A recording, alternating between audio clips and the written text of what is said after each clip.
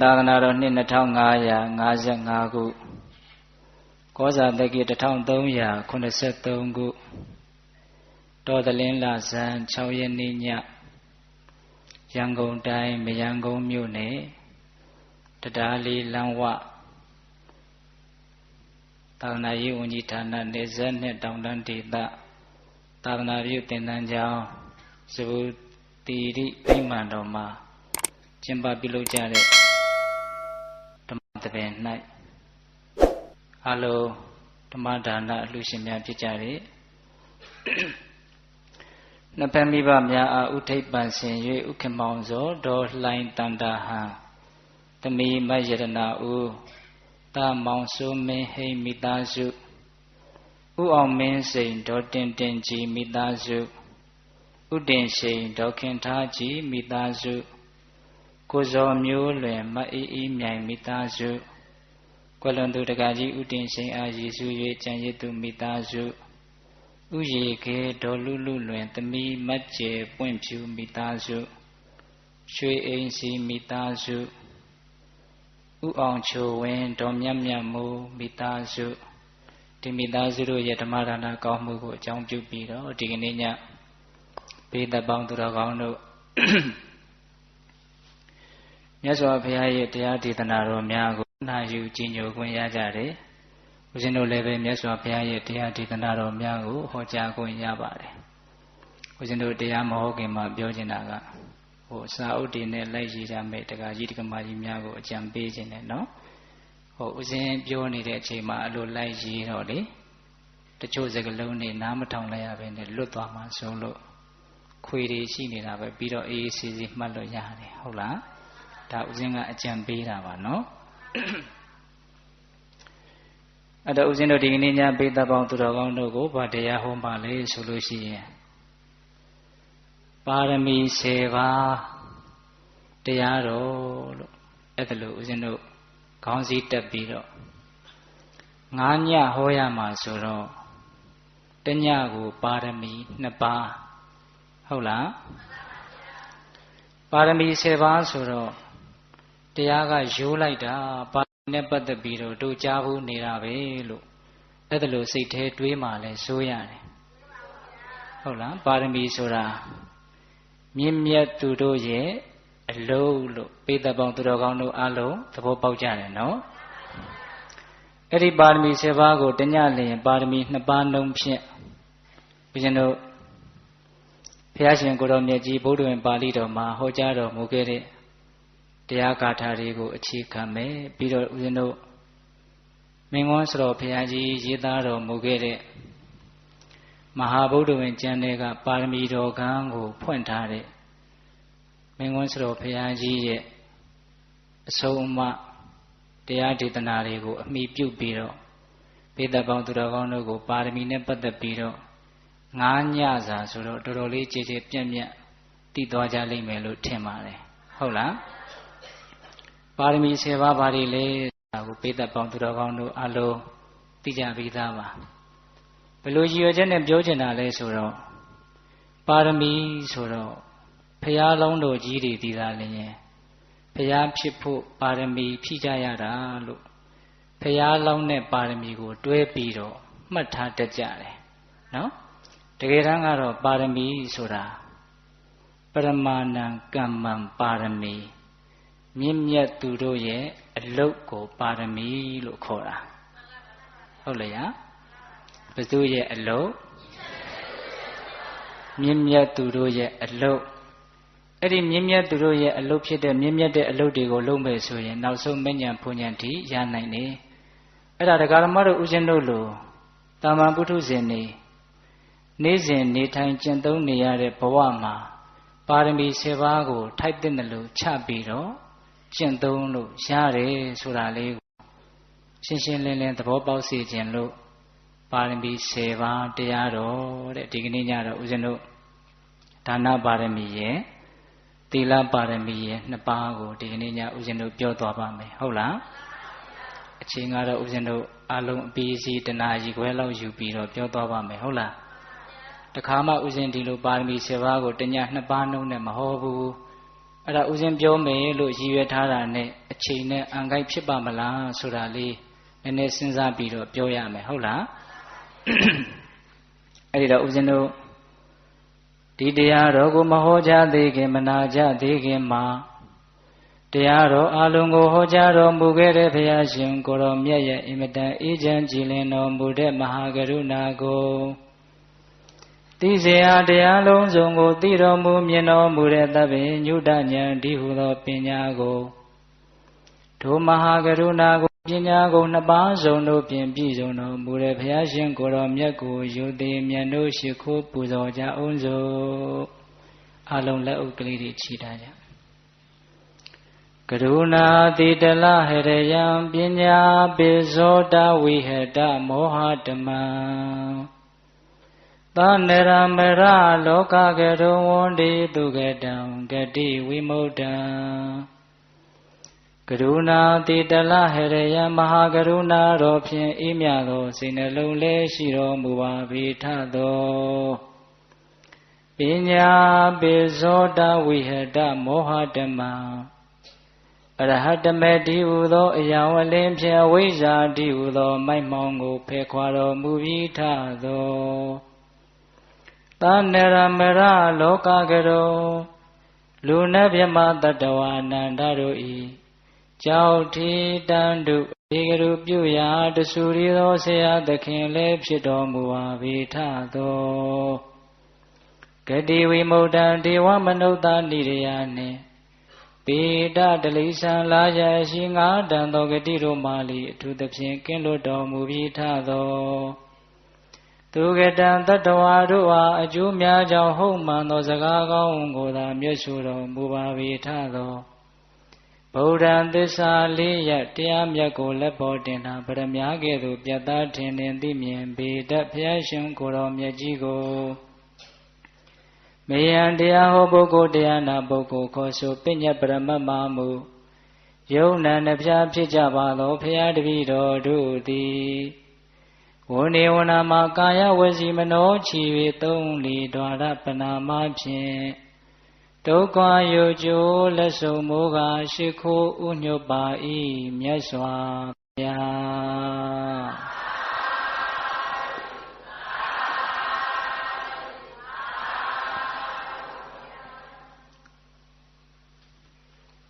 ဣတိပါရမီ7ပါးတရားတော်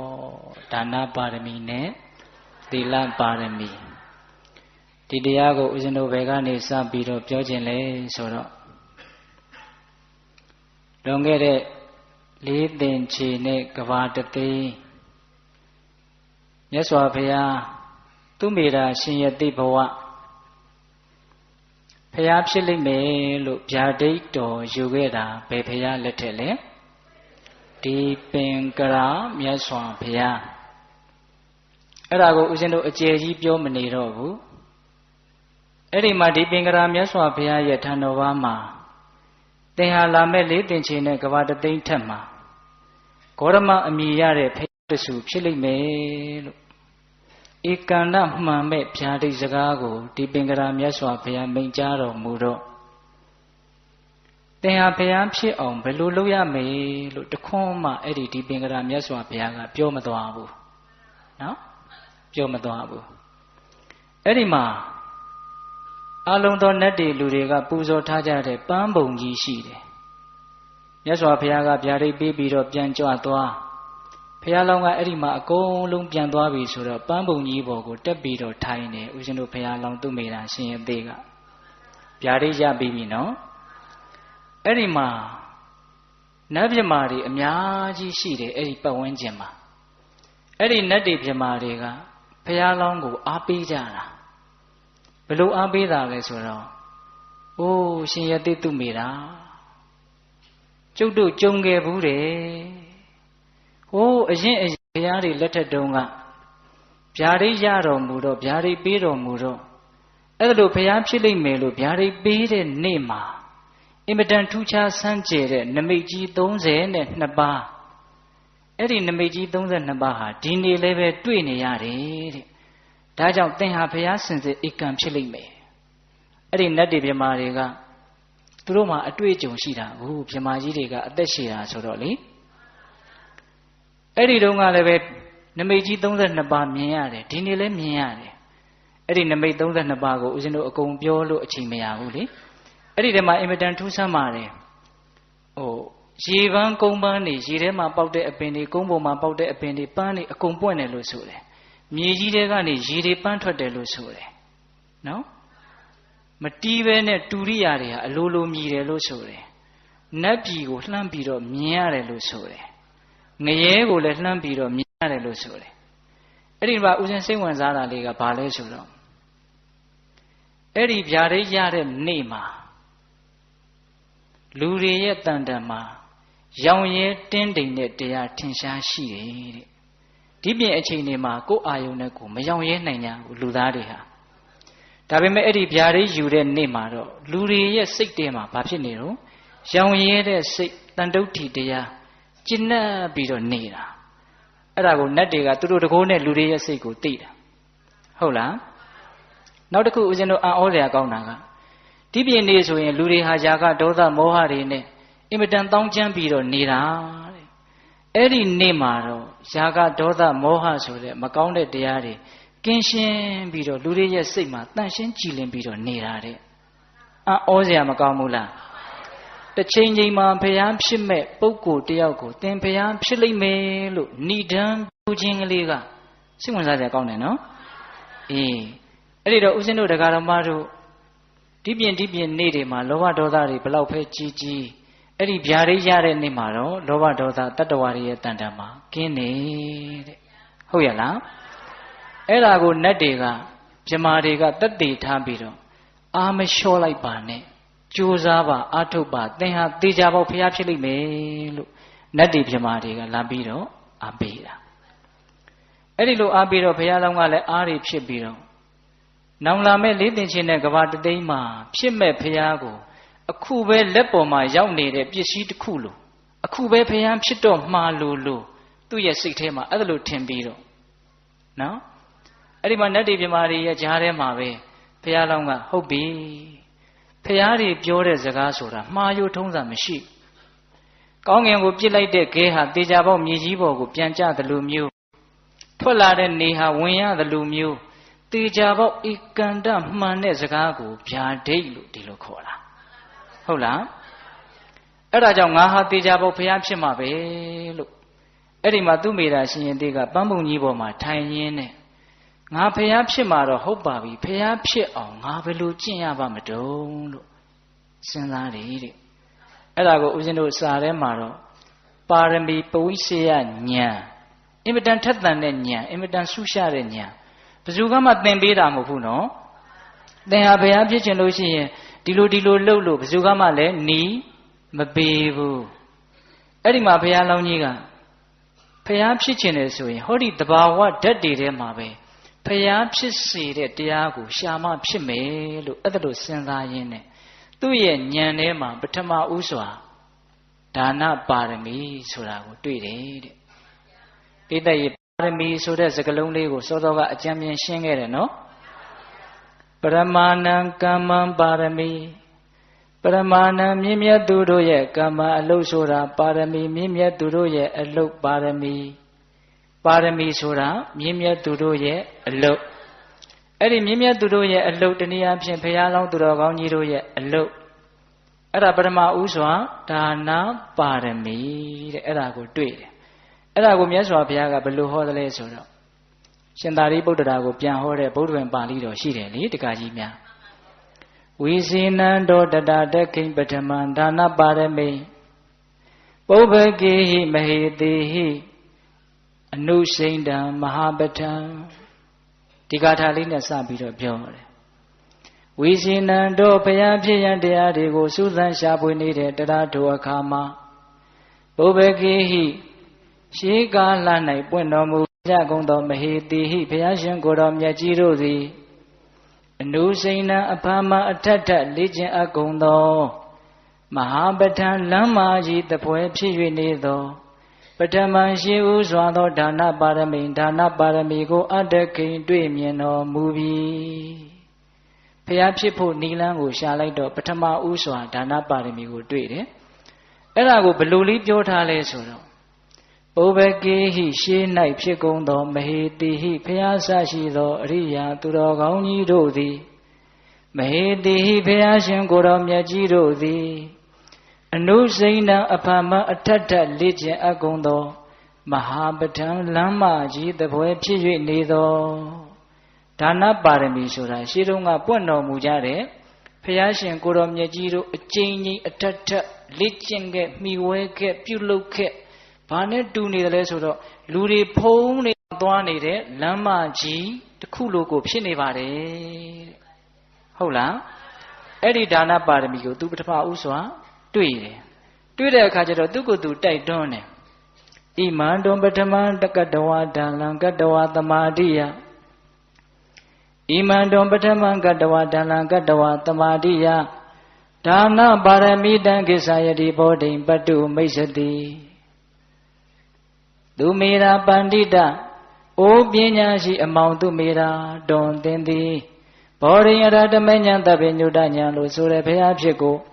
ပတ္တုံရောက်ခြင်းငါရခြင်းငါယတိအိစ္ဆတိအကယ်၍အလိုရှိတယ်ဆိုရင်ပထမရှိဟုစွာသောဣမံဣဒါနပါရမီကိုဒံလံကတ္တဝါမြဲမြံစွာပြု၍တမာတိယဆောက်တည်ပါလောဒါနပါရမီကိုကိစ္စပရိပူရိဟိဖြည့်စည်းပါလောအိုပညာရှိတဲ့အမောင်သူမေတာသင်ဟာတကယ်လို့ဘုရားအဖြစ်ကိုအလိုရှိတယ်ဆိုရင်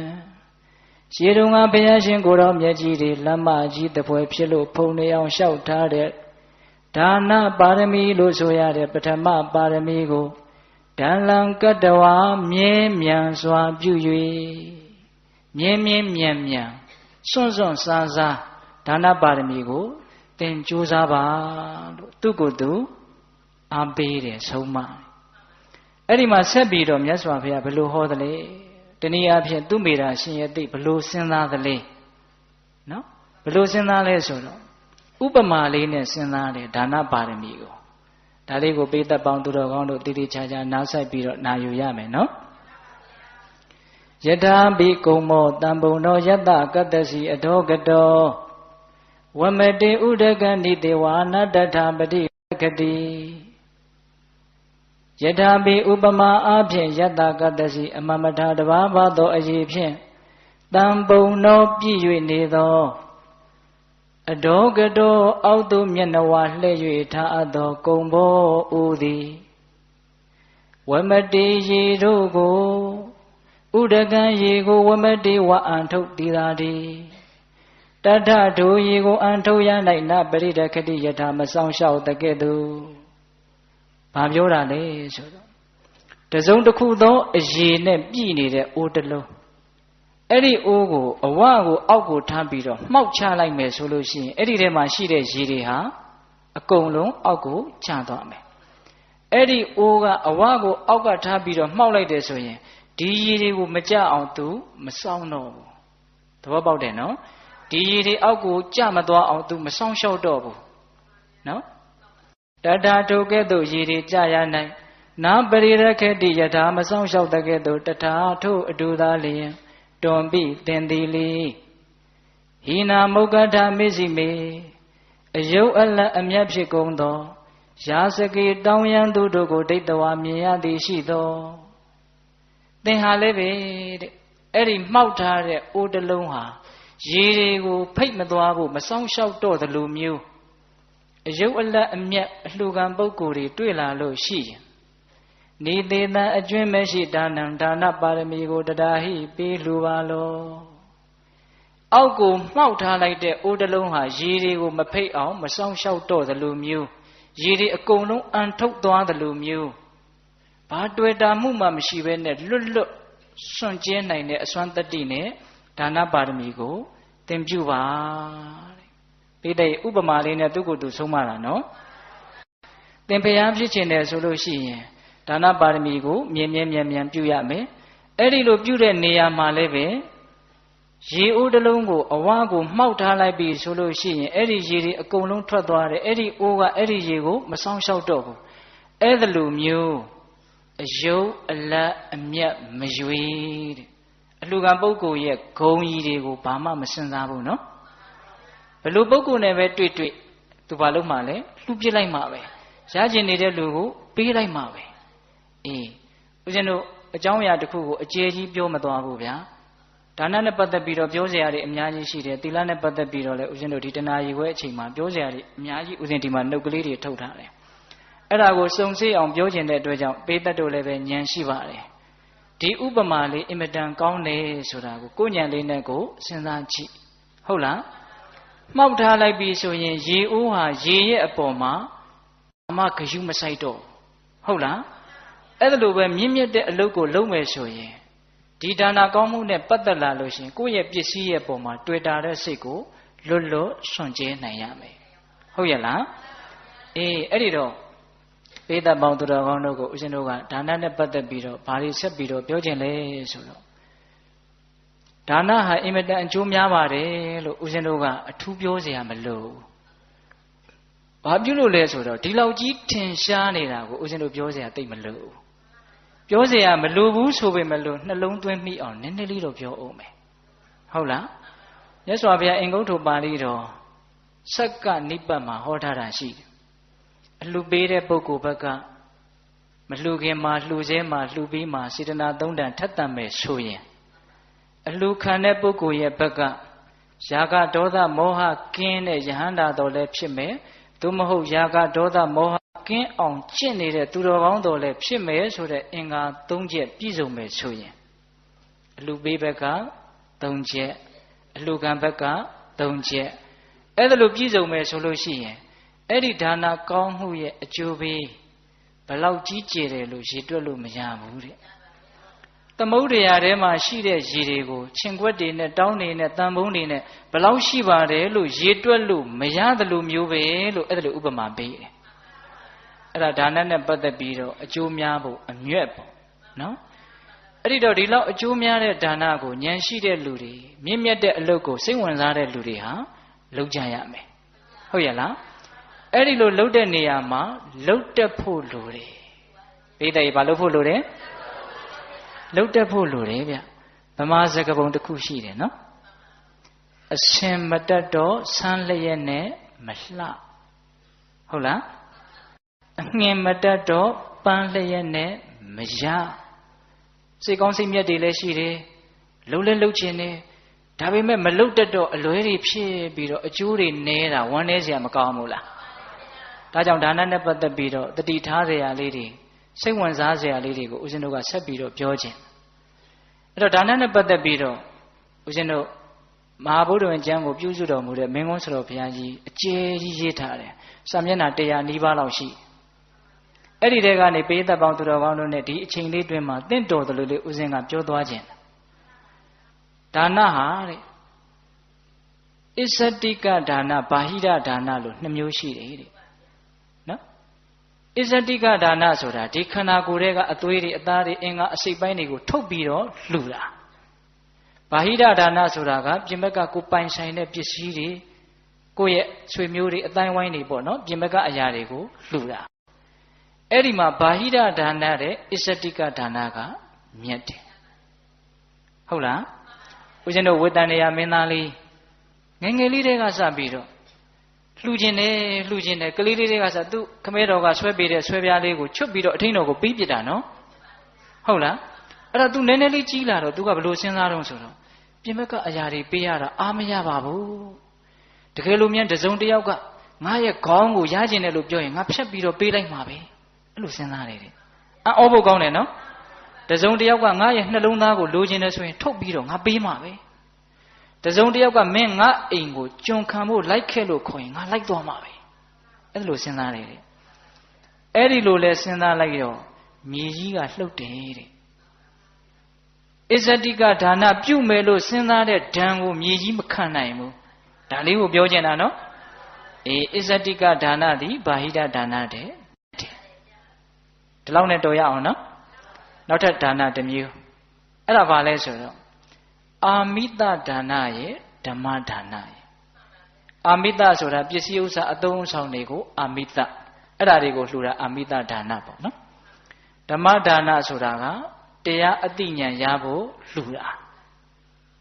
အာမိတဒါနထက်ဓမ္မဒါနသည်အစာပေါင်းများစွာမြတ်တယ်ဟုတ်လားဘာကြောင့်လဲဆိုတော့အာမိတပစ္စည်းတို့ကြောင့်ဖြစ်လာတဲ့ချမ်းသာနဲ့ဓမ္မတရားကြောင့်ဖြစ်လာတဲ့ချမ်းသာဟာဘယ်လိုမှမနှိုင်းတာအောင်ကြွာချလို့ဟုတ်ရဲ့လားဒါကြောင့်ဓမ္မဒါနကိုလည်းကြိုးစားပြီးတော့ပြုကြရမယ်အဲ့တော့ဓမ္မဒါနဆိုတာဦးဇင်းတို့ရှင်းရှင်းပြောရရင်အသိဉာဏ်ကိုလှူတာပါပဲဟုတ်ရဲ့လားအဲ့ဒီလိုအသိဉာဏ်ကိုလှူတဲ့အလှူဟာအင်မတန်ကြီးကျယ်တယ်ကိုယ်တိုင်သူများကိုမဟောနိုင်မပြောနိုင်ဘူးဆိုရင်စာအုပ်တွေဘာတွေဝယ်ပြီးတော့လှူခွေတွေဘာတွေဝယ်ပြီးတော့လှူအဲ့ဒါဓမ္မဒါနဖြစ်တယ်အဲ့ဒါမင်းကွန်းစတော်ကြီးကဘယ်လိုရှင်းပြလဲဆိုတော့အဲ့ဒါဓမ္မဒါနဖြစ်တယ်တဲ့ကိုယ်တိုင်ဆေးမကုတတ်လို့ဆေးမပေးနိုင်ပင်မလို့ဆေးနီးကလေးပေးလိုက်တယ်ဆိုရင်လည်းဆေးကိုပေးသလိုပါပဲတဲ့စာအုပ်စာတမ်းတွေလှူရတာကိုပြောတာဟုတ်လားဒါကြောင့်အာမိတဒါနတဲ့ဘယ်ဒါနကမြတ်တယ်ဓမ္မဒါနကမြတ်တယ်တဖြည်းဖြည်းနဲ့စိတ်ဝင်စားရကောင်းလာပြီနော်နောက်ထပ်2မျိုးတွဲလာမယ်အဲ့ဒါပါလဲဆိုတော့သာဝိဇ္ဇဒါနနဲ့အနာဝိဇ္ဇဒါနပြောကြည့်စမ်းပါဗျာသာဝိဇ္ဇဒါနဆိုတာကအကုသိုလ်တွေခြံရံပြီးတော့အပြစ်နဲ့တကွဖြစ်တဲ့အလှူအနာဝိဇ္ဇဒါနဆိုတာကအကုသိုလ်မခြံရံဘဲနဲ့အပြစ်ကင်းတဲ့အလှူအပြစ်ရှိတဲ့အလှူဆိုတော့ပေတတ်တို့ကသဘောပေါက်ပါပြီငါအလှူမှာဝက်ကဘလောက်ကြက်ကဘလောက်ဆိုရင်အဲ့ဒါပါလေအပြစ်ရှိတဲ့အလှူနော်ငါလှူနိုင်တယ်အဲ့ဒီလူသိမ့်မလှူနိုင်ဘူးလို့မာနတွေနဲ့လောဘတွေနဲ့ခြံရံနေအဲ့ဒါဘာဖြစ်တယ်အပြစ်ရှိတယ်နော်အပြစ်တွေအကုသိုလ်တွေနဲ့ခြံရံထားတဲ့အလှူအဲ့ဒီအလှူတဲ့အပြစ်ကင်းတဲ့အကုသိုလ်မခြံရံမဲနဲ့လှူတဲ့အလှူကပို့ပြီးတော့မြတ်တယ်အဲ့ဒီနေရာမှာပေးတတ်တို့ကိုတတိပေးတရားလေးတစ်ခုနားလေတရားကောင်းတာလေးတစ်ခုဦးဇင်းတို့ပြောချင်တာကဘာလဲဆိုတော့မင်းကွန်းစတော်ကြီးရဲ့ကျေးဇူးပေါ့တာဝိဇ္ဇဒါနကုသိုလ်ရှင်တွေတနည်းအားဖြင့်ဒါနပြုတဲ့နေရာမှာအကုသိုလ်တွေအများကြီးဖြစ်အောင်လုပ်ပြီးတော့ဒါနပြုတဲ့လူတွေဟာတဲ့ဖြစ်လျာဘဝပစ္စည်းတော့ပေါ်တယ်ဒါပေမဲ့အဲ့ဒီပစ္စည်းကဘလို့ပေါ်တာလဲဆိုတော့အကုသိုလ်လုပ်ငန်းထဲမှာပစ္စည်းပေါ်တတ်တယ်တဲ့လှုပ်တုံးကအကုသိုလ်တွေခြံရံပြီးတော့လှုပ်တဲ့အတွက်ကြောင့်သူလူဖြစ်လာပြီဆိုရင်ကောင်းတာလုပ်ရင်သူအကျိုးမပေးဘူးစိတ်ဝင်စားတယ်ကောင်းတယ်နော်ကံတွေကမကောင်းတာလုပ်ရင်သူအင်မတန်အကျိုးပေးတယ်ဘာလို့သူ့မှာအင်မတန်အောင်မြင်တယ်အဲ့ဒီလိုမကောင်းတဲ့လုပ်ငန်းတွေနဲ့အောင်မြင်တယ်အကြီးပွားတယ်ဆိုတဲ့လူတွေဟာ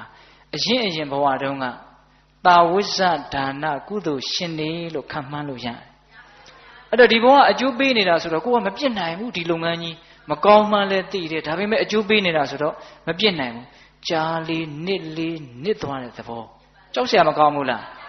ကြောက်เสียကောင်းတယ်နော်ဒါကြောင့်တာဝိဇ္ဇဒါနတဲ့အနာဝိဇ္ဇဒါနကမြတ်တယ်ဟုတ်ရဲ့လား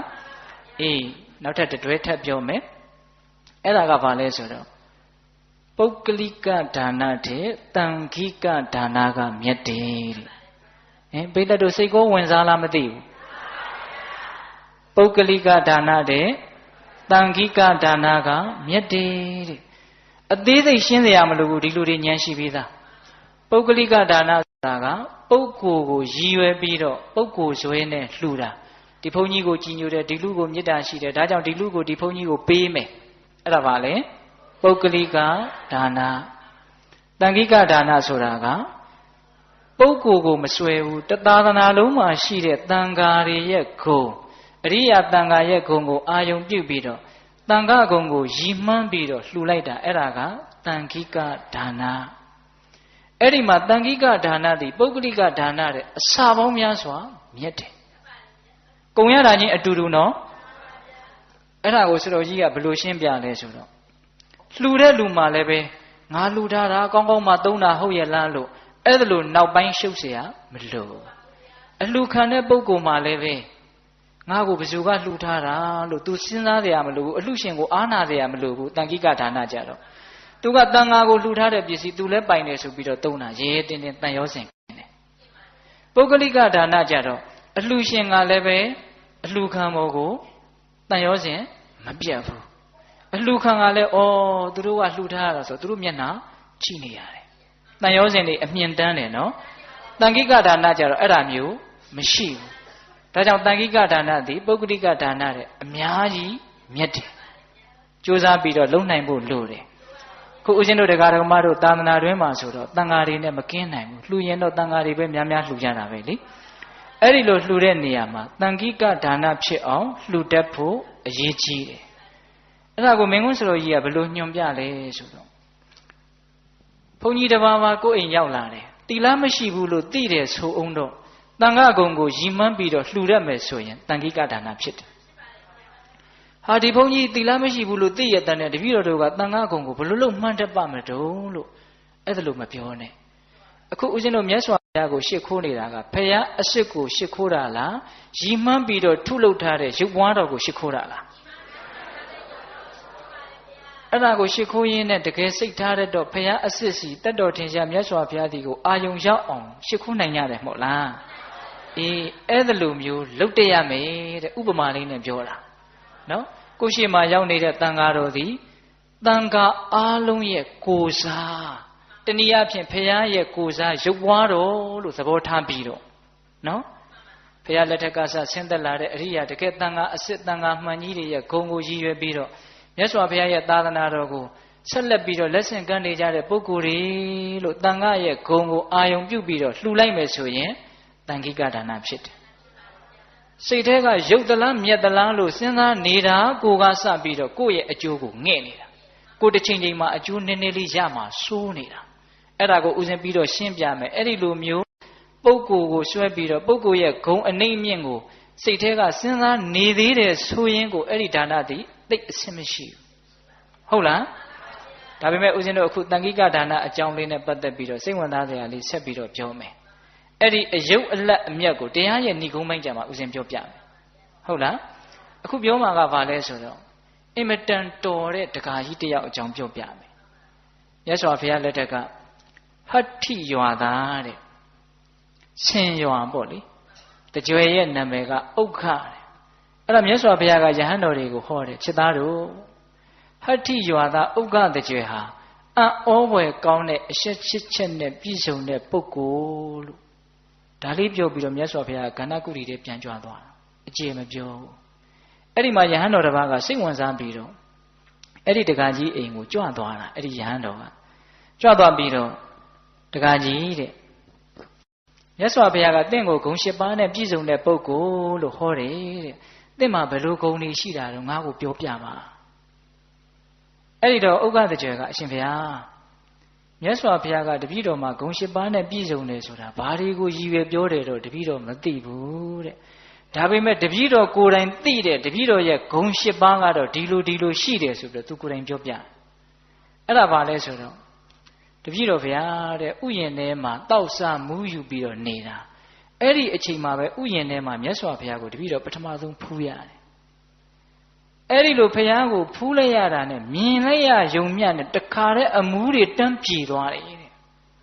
ဘုရားကိုမြင်တာနဲ့ဘာဖြစ်သွားတယ်အမူးတွေအကုန်လုံးပြေပြီးတော့ကြီးလင်းလင်းဖြစ်သွားတယ်အဲ့ဒါတပည့်တော်ရဲ့ပထမအံ့ဩဖွယ်တဲ့ဘုရားဖူးလိုက်ရတာနဲ့နောက်ဒုတိယအံ့ဩဖွယ်ကဘာလဲဆိုတော့အဲ့ဒီလိုအမှုပြေပြီးတော့ဘုရားရှိတခါတည်းတန်းရောက်တရားနာ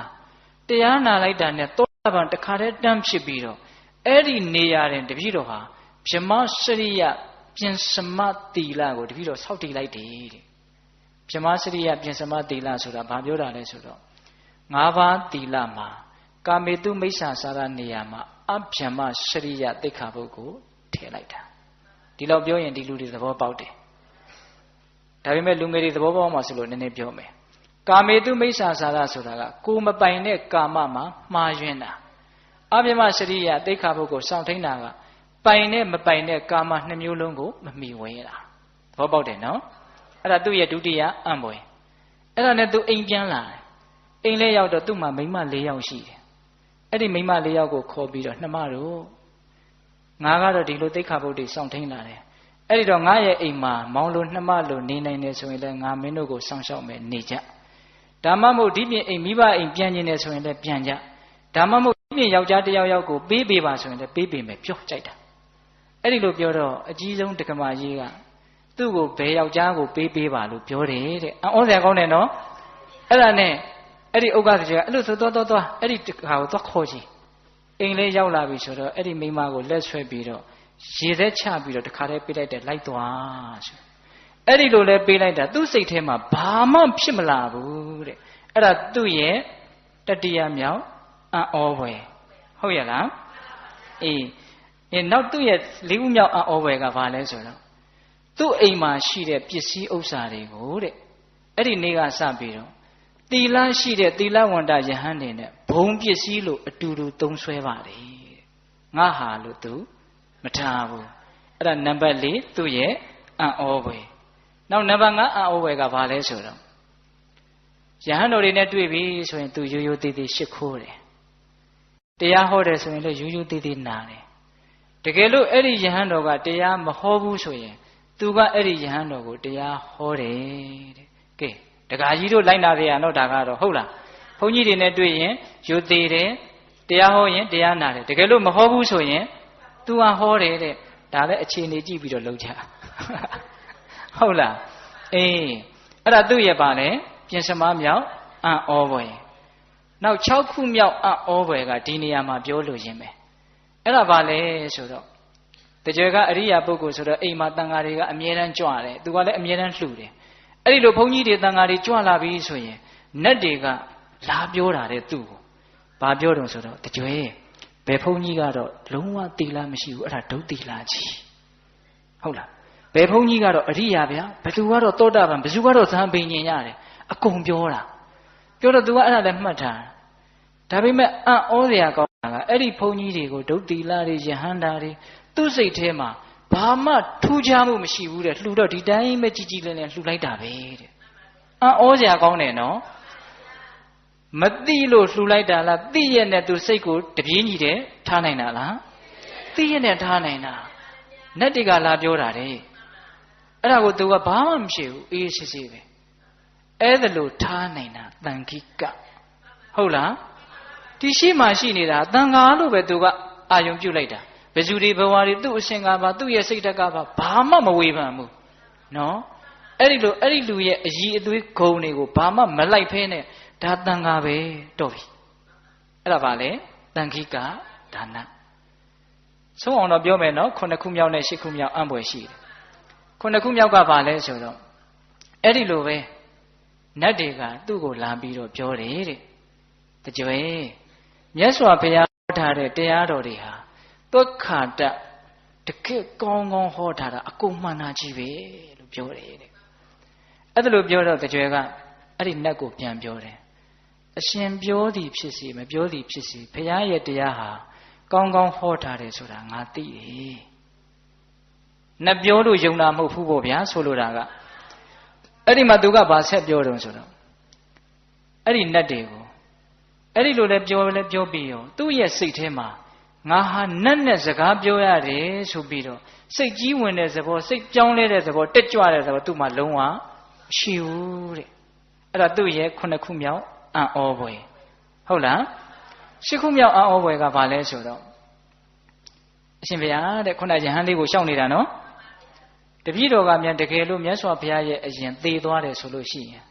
မြတ်စွာဘုရားကဟောဒီဥက္ကတကြွယ်ဟာကာမဘုံကိုတခါပြန်မလာတော့မဲ့ပုဂ္ဂိုလ်လို့ပြောခဲ့မယ်ဆိုလို့ရှိရင်အဲ့ဒါအံ့ဩစရာမရှိပါဘူးတဲ့။ဘာပြုလို့လဲဆိုတော့တပည့်တော်ဟာဩရံဘာကိယတန်ရောစဉ်၅ပါးကိုပယ်ထားတဲ့အနာဂံပုဂ္ဂိုလ်ဖြစ်နေလို့ပဲတဲ့။အဲ့ဒါသူတရားတွေကတက်သွားတာသိလား။အေးအဲ့ဒါသူ့ရဲ့အံ့ဖွယ်၈ပါးအဲ့ဒီတော့ပေးသက်ပေါင်းသူတော်ကောင်းတို့အဲ့ဒီဥက္ကတကြွယ်ကြီးတို့ရဲ့နီးကိုမှီပြီးတော့ပုဂ္ဂလိကဒါနထက်မြတ်သောတန်ခိကဒါနဖြစ်အောင်ကြိုးစားရမယ်နောက်ထပ်တခါကြီးတယောက်အကြောင်းပြောပြအောင်မယ်အဲ့ဒါကဇဗုဒိတ်ကျွန်းမှာလို့စာထဲမှာတော့အဲ့လိုပဲပါတယ်အဲ့ဒါသူကဦးဇင်းတို့စေရည်တံမဲပေါ့လေစေရည်တံမဲဆိုတာကြတဲ့ဘုန်းကြီးကိုလှူလိုက်တာလေတခါကြီးတို့သိတယ်နော်အဲ့ဒါတန်ခိကဒါနနော်ဘယ်ဘုန်းကြီးလို့ရည်ရွယ်ပြီးတော့ပင့်တာမဟုတ်မဲကြတဲ့ဘုန်းကြီးကိုလှူလိုက်တာအဲ့ဒါသူကဘုန်းကြီးเจ้าနဲ့လည်းနီးတယ်အဲ့ဒါသူ့အိမ်ကိုဘုန်းကြီးတစ်ပါးကြွလာတယ်အဲ့ဒီဘုန်းကြီးကသူဓာတ်တိအစင်းတိဘုန်းကြီးဖြစ်နေတယ်လုံးဝသီလမရှိတဲ့ပါရတိကကြပြီးသားဒုသီလကြီးသိတယ်ဒါပေမဲ့ဒီကျေကဖျားကိုပြုစုသလိုမျိုးပြုစုတယ်တဲ့ခြီတွေပါတွေနဲ့ခြေထောက်တွေပါတွေပုတ်တက်ပြီးတော့ဘေးဆွန်တွေပါတွေကောင်းကောင်းကတ်လိုက်တယ်ဘေးကလူတွေလည်းအံ့ဩနေ အဲ့ဒါနဲ့အဲ့ဆွန်ကျွေးပွဲလည်းပြီးရောနေ့လေရောက်ပြီးညနေဆောင်လေးရောက်ပြီးဆိုတော့အဲ့ဒီဒုတ်တီလာကြီးကမနေ့တုန်းကသူ့တီလာပြီးတော့အလှခံတဲ့ဒုတ်တီလာကညနေဆောင်လောက်တော့ရောက်လာပြီးတော့ကျောင်းပြင်ဖို့အတွက်ဆိုပြီးတော့ပေါက်တူးလာငါအဲ့ဒီတကားစီကိုလာငါတော့တကားကလည်းအဲ့ဒီပေါက်တူးနာမှာအလုပ်တစ်ခုလုပ်နေတော့အဲ့ဒီဘုန်းကြီးကိုအဲ့ဒီပေါက်တူးကိုခြေထောက်နဲ့ကော်ပြီးတော့ပြစ်ပေးလိုက်တယ်တဲ့အဲ့တော့ဘေးကလူတွေကနားမလဲဘူးဘလို့တော့မနေ့တုန်းကတော့ဒီဘုန်းကြီးကိုပဲဖျားပြုစုသလိုပြုစုတာအခုကြတော့ပေါက်ပြားကိုခြေထောက်နဲ့ကော်ပြီးတော့ပေးလိုက်တာဘာဖြစ်တာအဲ့တော့အဲ့ဒီပုဂ္ဂိုလ်ကအဲ့ဒီတကားကရှင်းပြတယ်ငါကမနေ့တုန်းကအဲ့ဒီဘုန်းကြီးကိုပြုစုတာမဟုတ်ဘူးငါကတန်ဃာကိုပြုစုတာလို့ပြောတယ်တဲ့အခုငါဆက်ဆံတာကတော့တန်ဃာကိုဆက်ဆံတာမဟုတ်ဘူးဒုတိယကိုဆက်ဆံတာလို့ပြောတယ်တဲ့အဲ့ဒါကိုလည်းပဲဆရာကြီးကရေးထားတယ်ဦးဇင်းကစုံအောင်လို့မြန်မြန်လေးပြောနေတာနော်အဲ့တော့တရားဓမ္မပေါင်းသူတော်ကောင်းတို့သာသနာနဲ့တွေ့ကြုံတဲ့အခါမှာအသိဉာဏ်တွေရနိုင်ခွင့်ရှိတဲ့အချိန်မှာအသိဉာဏ်ကိုတတ်နိုင်သမျှရအောင်စီးပူးပြီးတော့ပုဂ္ဂလိကဒါနထက်မြတ်သောတန်ခိကဒါနကိုစီးပူးနိုင်ရမယ်အေးနောက်ဆုံးတွဲအဲ့ဒါကဘာလဲဆိုတော့ဒါသဒါနနဲ့ဘုစိတဒါနဒါသဒါနဆိုတာကကျွန်အလှဘာအလှဘုစိတဒါနဆိုတာကတော်လှန်တဲ့သခင်အလှဟုတ်လားအဲ့ဒါဘာလဲဆိုတော့လှူပြီးတဲ့နောက်ဒီကုသိုလ်ကောင်းမှုနဲ့ငါဘာတွေရကျင်လိုက်တာလို့လူစည်းစိမ်နတ်စည်းစိမ်ဘဝတံပတ္တိဘောဂတံပတ္တိကိုတောင်းတပြီးတော့လှူရင်ဒါသဒါနတတန်လျာလုံးကစပြီးတော့မိမိကိုသခင်စိုးတယောက်အနေနဲ့အုပ်စုလာတဲ့တဏှာကိုတော်လှန်ပြီးတော့တဏှာကနေလွတ်ရနိဗ္ဗာန်ကိုရကျင်တဲ့စိတ်နဲ့လှူရင်ဘုစိတဒါနဒါနထဲမှာအဲ့ဒါအရေးအကြီးဆုံးအတွဲပဲနော်တခါကြီးဒီမိုင်းများဒါကြောင့်မို့လို့ဒါသဒါနကျွန်အလှတွေမဖြစ်စေရဘူးဘုစိတဒါနသခင်အလှဖြစ်အောင်ကြိုးစားရမယ်အဲ့ဒါကိုဦးဇင်းတို့လေဒီဆိုတော်ဘုရားကြီးကိုသူတို့ခေတ်ကဂုံတေရှိတဲ့စေကြီးဥတော်ဆိုတဲ့တခါကြီးကမေးဘူးတယ်အရှင်ဘုရားတဲ့နိဗ္ဗာန်နဲ့တံပတ္တိကိုတွဲပြီးတော့ရကျင်တဲ့စိတ်နဲ့ပြုရင်ပါရမီမြောက်ပါမလားတဲ့ဆိုလိုတာကနိဗ္ဗာန်ကိုလည်းရခြင်းနဲ့နိဗ္ဗာန်မရခင်စัจ जा မှာဘဝမှာလည်းကောင်းကောင်းမွန်မွန်ခံစားခြင်းပါတယ်စံစားခြင်းပါတယ်ခုတရားဓမ္မတို့ဦးဇင်းတို့တောင်းနေတဲ့ဆုမျိုးတွေနော်အဲ့ဒါလိုနိဗ္ဗာန်နဲ့ပြည့်စုံမှုကိုနှစ်ခုတွဲပြီးတော့တောင်းတပြီးတော့လုပ်တဲ့ဒါနသည်ပါရမီမြောက်ပါသလားလို့မေးတာမေးတော့ဆရာကြီးကမျှမျှတတဖြေတယ်ပါရမီတော့မြောက်ပါတယ်သို့တော်တဲ့ဟောသို့တော်လေးပါတယ်နော်ပါရမီကတော့ပါလေမြောက်တယ်တဲ့သို့တော်တဲ့အင်မတန်နှင်းနှီးကွေးကွေးနိဗ္ဗာန်ရလိမ့်မယ်တဲ့အဲ့ဒါကိုဆရာကြီးကဘာကိုအထောက်ထားပြလဲဆိုတော့ဇောတိကတထေကြီးကိုထောက်ပြတယ်ပိဋကတို့ကြားဘူးတယ်နော်ဇောတိကတထေကဦးဇင်းတို့ဝိပဿနာမြတ်စွာဘုရားမပွင့်ခင်ကတ္တပသာသနာ့ဘကာလမှာညီကိုနှစ်ယောက်ရှင်ပြည့်စေကဗုဒ္ဓတပါးကိုကြံရည်တွေလှူရတာလေလှူတဲ့အခါကျတော့အကိုဖြစ်တဲ့လူကတော့အရှင်ဘုရားသိတဲ့တရားကိုသိပါရစေဒါပဲဆုတောင်းဇောတိကတတိဖြစ်လာမဲ့ညီကနည်းနည်းပေရှိတယ်အရှင်ဘုရားသိတဲ့တရားကိုသိပါရစေမသိသေးခင်စัจ जा မှာလူစည်းစိမ်နတ်စည်းစိမ်အိုးနောက်ကနေဆက်နေတာအရှိကြီးဟုတ်လားအဲ့ဒါလို့အရှိကြီးဆက်တဲ့အတွက်ကြောင့်ဝိပဿနာမြတ်စွာဘုရားလည်းပွင့်ရောအကိုကြီးကပွင့်တခါတည်းကျွတ်တန်းဝင်သွားရဟန္တာဖြစ်အဲ့ဒီမှာဇောတိကတတိမကျွတ်ဘူး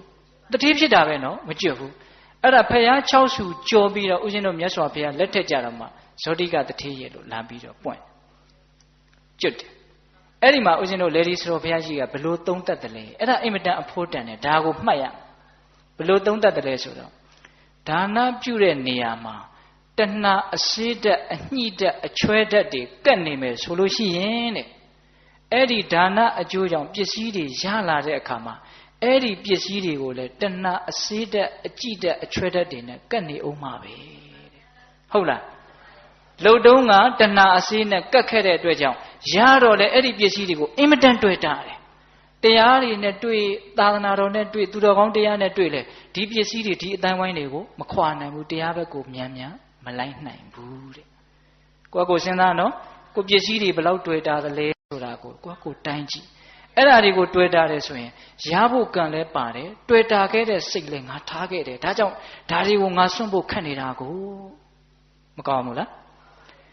အဲ့ဒီလိုဒါနပြုတဲ့အချိန်မှာတဏှာအစိမကတ်စေပဲနဲ့ဘာမှမရခြင်းဘူးဒါသူတော်ကောင်းကြီးတွေလှုပ်တဲ့အလုပ်လို့မို့ကောင်းလို့မှုကိုလှုပ်တာဆိုလို့ရှိရင်တဏှာအစိတဲ့မကတ်တော့တဏှာအစိမကတ်တော့ရတော့လဲပြီးပြင်းရမယ်ပစ္စည်းတွေပေါ်မှာပဲနော်အဲ့ဒီပစ္စည်းသာပေါ်တာအဲ့ဒီပစ္စည်းကိုသိမတွေ့တာတရားနဲ့တွေ့ရင်အဲ့ဒီပစ္စည်းကိုလွယ်လေးသူစွန့်ထားခဲ့နိုင်တယ်အဲ့ဒီနှစ်ချက်အကြီးကျယ်ကွာသွားတာနော်တခါကြီးမိုက်မြတဏှာအစေးနဲ့ကုသိုလ်လုပ်ခဲ့တဲ့ပုဂ္ဂိုလ်တွေပစ္စည်းတွေရပြီဆိုတော့အင်မတန်ဆွဲလန်းမှုကြီးတယ်တဏှာအစေးမကပ်ဖဲနဲ့ကုသိုလ်ပြုခဲ့တဲ့ပုဂ္ဂိုလ်ပစ္စည်းပေါ်တာချင်းတူတယ်သို့တော့အဲ့ဒီပစ္စည်းကိုဆွဲလန်းမှုမရှိဆွဲလန်းမှုနည်းတော့တတ်တာပေါ့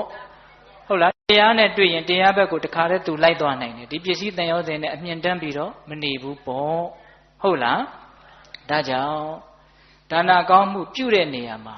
တဏှာရဲ့ကျွန်အဖြစ်နဲ့ပြုရတဲ့ကုသိုလ်တဲ့တဏှာကိုတော်လှန်တဲ့ဘုစိတ်တသခင်ဒါနသည်မြတ်တယ်အဲ့ဒါအရေးကြီးဆုံးနော်တခါကြီးမိုက်များဒါကြောင့်ဒါနပြုတိုင်းဒါနရဲ့အကျိုးပေးတွေဘာတွေဆိုတာတွေပုဂ္ဂိုလ်ရဲ့ဂုဏ်တွေဘာတွေဆိုတာတွေကိုမစင်စားဘဲနဲ့သူတော်ကောင်းကြီးတွေပြုတဲ့ကောင်းတဲ့အမှုမို့ပြုတယ်နိဗ္ဗာန်ရကျင်တဲ့စိတ်နဲ့ပြုတယ်ဆိုလို့ရှိရင်အင်မတန်မြင့်မြတ်တဲ့ဒါနကောင်းမှုဖြစ်ပါပြီဟုတ်ရဲ့လားအေးဒါကြောင့်ဦးဇင်းတို့ဒါနနဲ့ပတ်သက်ပြီးတော့မှတ်သားဖို့ရာလေးတွေပြောတယ်နော်တီလနဲ့ပတ်သက်ပြီးတော့ပြောเสียရာကြံနေတဲ့အတွက်ကြောင့်ဒါနကိုဒီလောက်နဲ့ရက်ရအောင်ဟုတ်လားခုနတုန်းကသူမိတာရှင်ရသေးကတော့ဒါနနဲ့ပတ်သက်ပြီးတော့ဘယ်လိုစဉ်းစားသွားလဲရေနဲ့ပြည့်နေတဲ့အိုးကိုအဝကိုမှောက်ချလိုက်သလိုမျိုးဒါနကောင်းမှုကိုအကျွင်းအကြံမရှိပြုရမယ်လို့သူကတော့သူ့ကိုယ်သူအဲ့ဒါလိုဆုံးမဟုတ်လားအဲ့ဒီလိုနီးနဲ့ဒါနကိုပြုမယ်ဆိုရင်သင်ဟာအရဟတမေဉာဏ်တပ္ပညုတဉာဏ်ကိုရလိမ့်မယ်လို့သူ့ကိုယ်သူပထမဆုံးမဟုတ်လားအေးဒါကြောင့်ဘေးသက်ပေါင်းသူတော်ကောင်းတို့လည်းပဲဒါနပါရမီတည်းဟူသောမြင့်မြတ်တဲ့အလုပ်ကိုမြင့်မြတ်တဲ့ဘဝရတဲ့အခိုက်မှာစွမ်းနိုင်သမျှကြိုးစားကြဖို့ဦးဇင်းတို့တိုက်တွန်းပါတယ်ဟုတ်လားလှုပ်တဲ့နေရာမှာလည်းပဲလှုပ်တတ်ဖို့အရေးမကြီးဘူးလားအရေးကြီးတယ်ပြောချင်တာတွေအများကြီးရှိတယ်သို့တော့နှစ်ပါးပြောမှဆိုတော့နှစ်ပါးစာခြံထားရတယ်ဟုတ်လားအေးဦးဇင်းတို့ဆက်ပြီးတော့သီလပါရမီနဲ့ပြောရအောင်နော်အဲ့ဒါကိုဦးဇင်းတို့သူမိတာရှင်ရသေးကပန်းပုံကြီးပေါ်ကနေပြီးတော့စဉ်းစားဆင်ញင်တာဒါနပါရမီကိုဒါစဉ်းစားလို့ပြီးသွားပြီလို့ဆိုကြပါစို့ဟုတ်လားအဲ့ဒါနဲ့သူဆက်ပြီးစဉ်းစားတယ်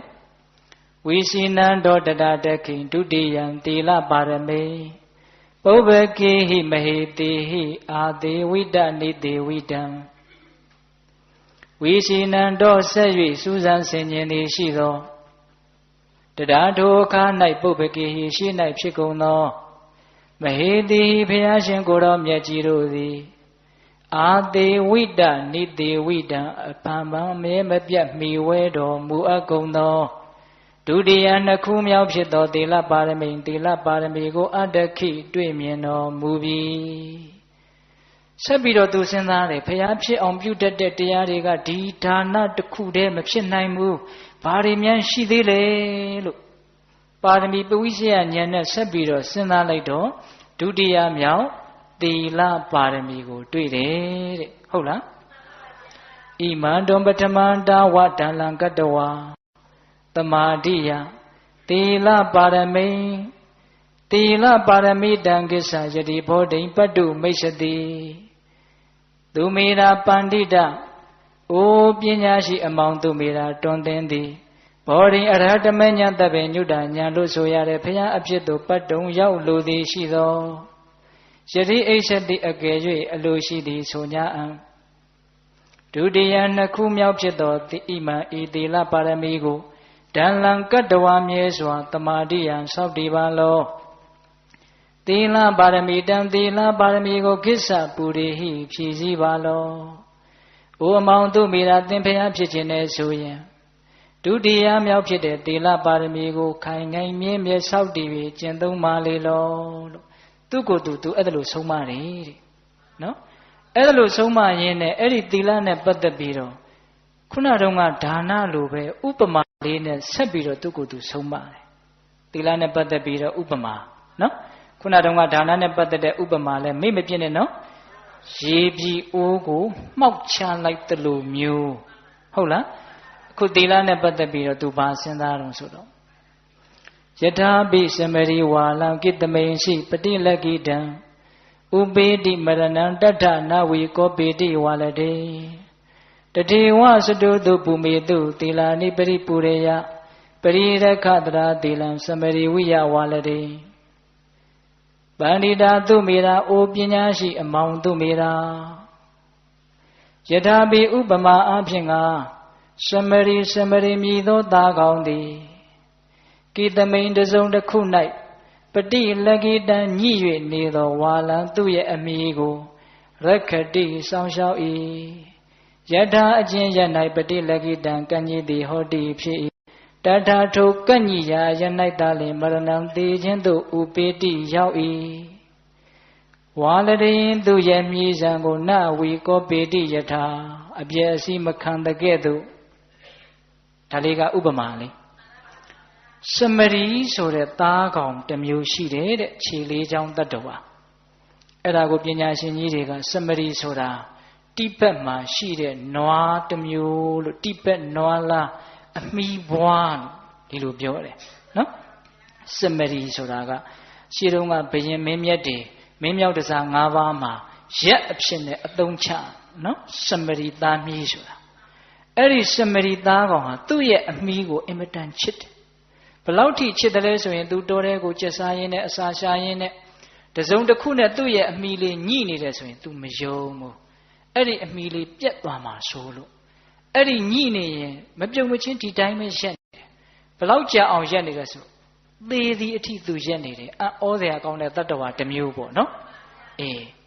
အဲ့ဒီစမရီသားကောင်ဟာသူ့ရဲ့အမီကိုအပြက်အစည်းမခံဘဲနဲ့အကယ်၍ညှိနေတယ်ဆိုရင်ညှိရအရက်မှာပဲအသေးခံလိုက်တော့တာ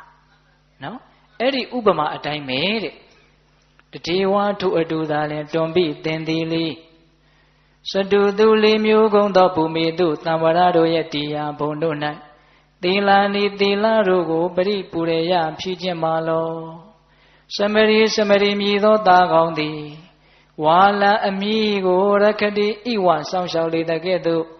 သီလံသီလကိုတပ္ပရာခါခသိမ့်ပရိရခါဆောင်းလျှောက်ပါလောမောင်တကယ်လို့ဖျားဖြစ်ခြင်းတယ်ဆိုလို့ရှိစမရီသားကောင်ဟာသူ့ရဲ့အမိကိုအသက်နဲ့လဲပြီးတော့ဆောင်းလျှောက်တယ်လို့မျိုးသီလဆိုတဲ့တရားကိုအသက်နဲ့လဲပြီးတော့သင်ဆောင်းလျှောက်ထိမ့်သိမ့်ပါလေလို့သူကိုအဲ့ဒါလို့ဆုံးမတယ်တဲ့ဒါသီလနဲ့ပတ်သက်ပြီးတော့ဦးဇင်းတို့ဖရာလောင်ကြီးရဲ့ဒါဖရာရဲ့ဏိဒန်းလို့တောင်ပြောလို့ရတယ်နော်ဖရာဖြစ်အောင်ကျင့်တဲ့နေရာမှာဖရာအဖြစ်ကိုပြုတတ်တဲ့ဒုတိယမြောက်ပါရမီမြင့်မြတ်သောကျင့်စဉ်တနည်းအားဖြင့်ဒုတိယသဘာဝတစ်ခုပေါ့နော်သီလဟုတ်လားသီလဆိုတာဘာလဲဆိုလို့ရှိရင်ပင်ကိုယ်သဘောငကိုယ်သဘောလို့လည်းအဓိပ္ပာယ်ရတယ်တဲ့နော်ဆိုကြပါစို့တတ္တဝါတူကိုတတ်လိုက်တယ်ဆိုရင်ပင်ကိုယ်သဘောမရှိတော့ဟုတ်ရလားဒီဒါလေးတွေချက်ထွင်ပြီးတော့စဉ်းစားနော်အေး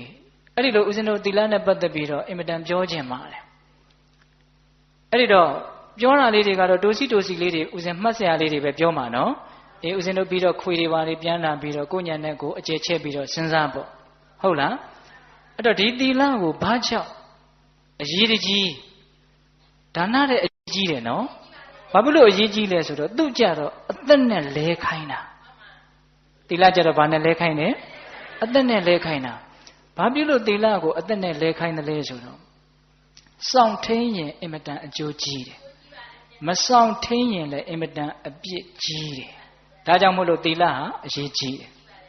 နှမျိုးပြောတယ်နော်စောင့်ထိန်ရင်အင်မတန်အကျိုးကြီးတယ်မစောင့်ထိန်ရင်အင်မတန်အပြစ်ကြီးတယ်စောင့်ထိန်ရင်ဘယ်လောက်ထိအကျိုးကြီးမလဲဘုရားတို့အင်္ဂုတ္တပါဠိတော်မှာလာတဲ့မြတ်စွာဘုရားရဲ့ဒေသနာလေးကိုကိုးကားပြီးတော့ပြောပြသီလပြည့်စုံတယ်ဆိုလို့ရှိရင်သီလဆိုတာဘာလို့မပြောတော့ဘူးနော်ကိုယ်နဲ့နှုတ်ကိုစောင့်စည်းတာ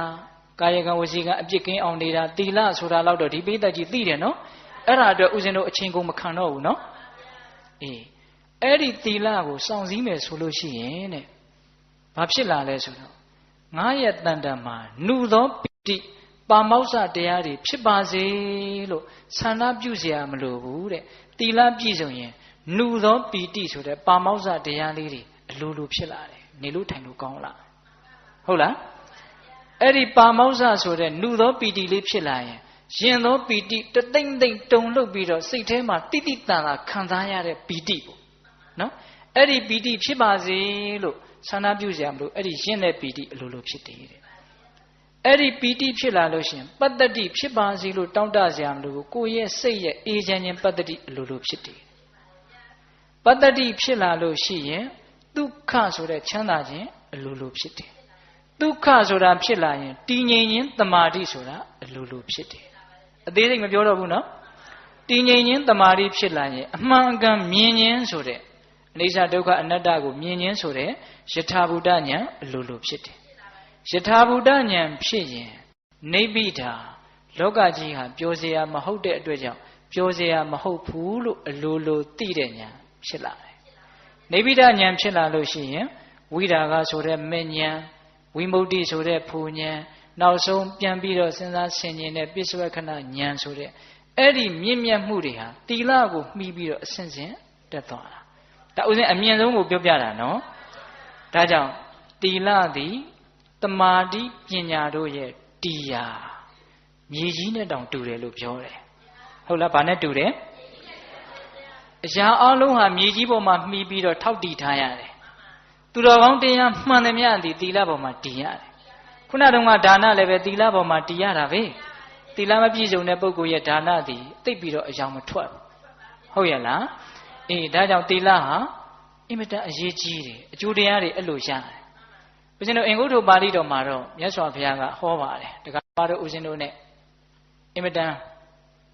မှတ်သားစရာကောင်းတဲ့အဆုံးအမတိလပြည့်စုံလို့ရှိရင်နံပါတ်1မမေ့မလျော့မှုရှိတဲ့အတွက်ကြောင့်ပစ္စည်းဥစ္စာတွေအစုလိုက်အပြုံလိုက်တောင်ရနိုင်နေတယ်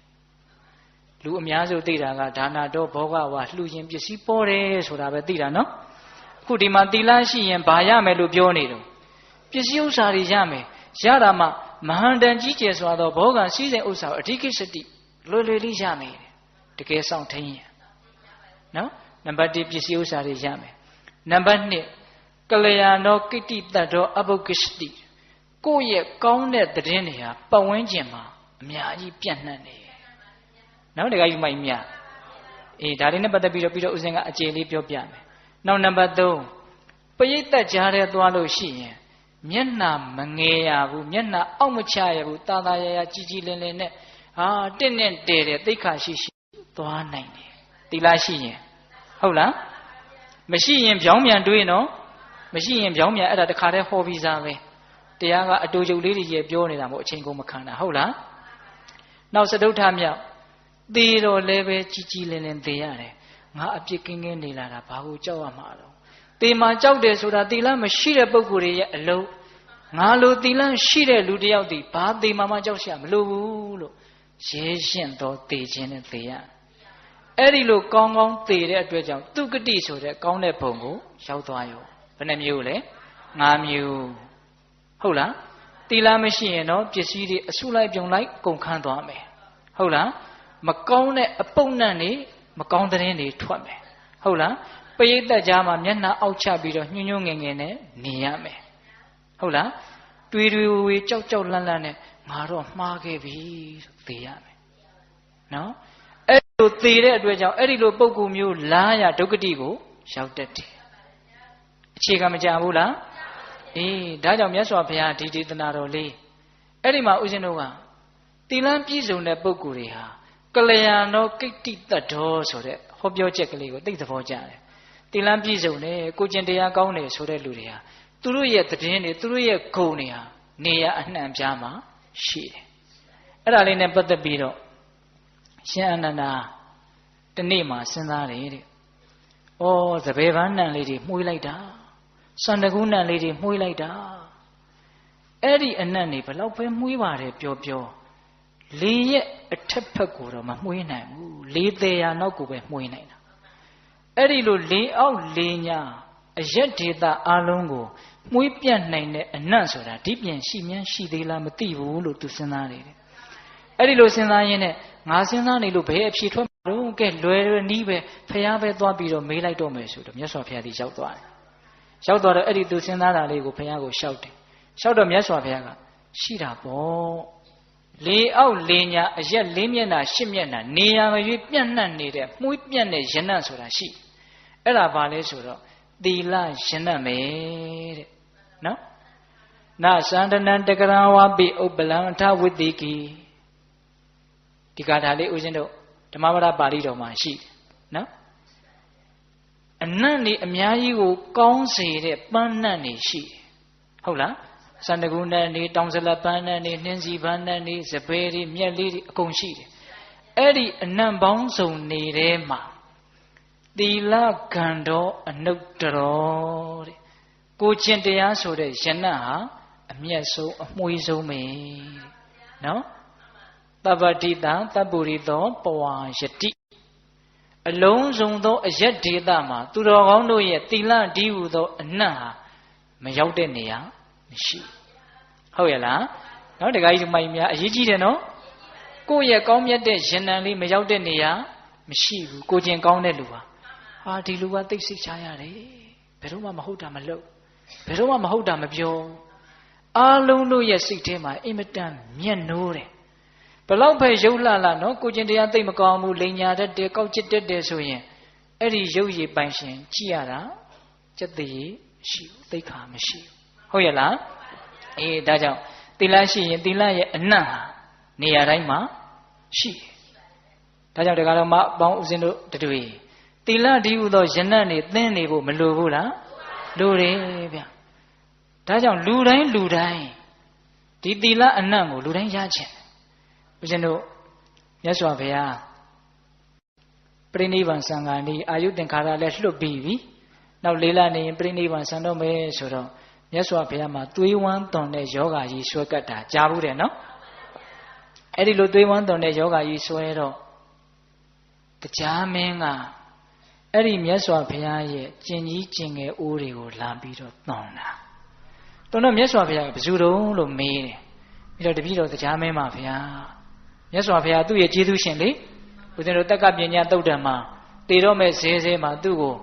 တအားကောင်းတော့အောင်သောတာပန်ဖြစ်အောင်ဒီတရားစည်းစိမ်မပြတ်စည်းအောင်ဘုရားကသူ့ကိုကျေးဇူးအများကြီးပြုထားတာဟုတ်လားဘုရားကိုသူအင်မတန်ကြီးညိုပါတယ်အဲ့ဒါကြောင့်မလို့သူရောက်လာတာရောက်လာတော့ဘယ်သူလဲဆိုတော့တပည့်တော်တရားပါဘုရားဘာလို့တာတော့အရှင်ဘုရားကိုပြုစုမလို့ပါဘုရားအဲ့ဒီတော့မြတ်စွာဘုရားကနှင်လွတ်တယ်တကားကြီးပြန်သွားတရားမင်းပြန်သွားလူတွေရဲ့အနတ်ဟာသင်တို့ရဲ့နတ်တွေယူဇနာတရားကတော်မှပုတ်ဟောင်တဲ့အနတ်ကိုရတယ်မို့လားသင်ပြန်သွားအဲ့ဒီလိုပြောတော့တရားမင်းကဘာပြောတော့ဆိုတော့အရှင်ဘုရားတဲ့အရှင်ဘုရားရဲ့သီလယနတ်ကမွေးပြန့်လွန်းလို့ဘုရားတပည့်တော်ကြီးအဲ့ဒီသီလယနတ်ကိုမျက်နှိုးလွန်းလို့ဒီမစင်အိုးကိုမျက်နှိုးသွန်ပြီးတော့လူနာပြုစုခြင်းဆိုတဲ့အလုပ်ကိုလုပ်ပါမယ်ဆိုပြီးတော့အဲ့ဒီမစင်အိုးကိုခေါင်းပေါ်တောင်ရွက်သွားတယ်တဲ့အဲ့ဒီတရားကလက်ကနေဆွဲသွားတာမဟုတ်ဘူးနော်ဘယ်မှာတင်သွားတာလဲခေါင်းပေါ်မှာတင်သွားတာနော်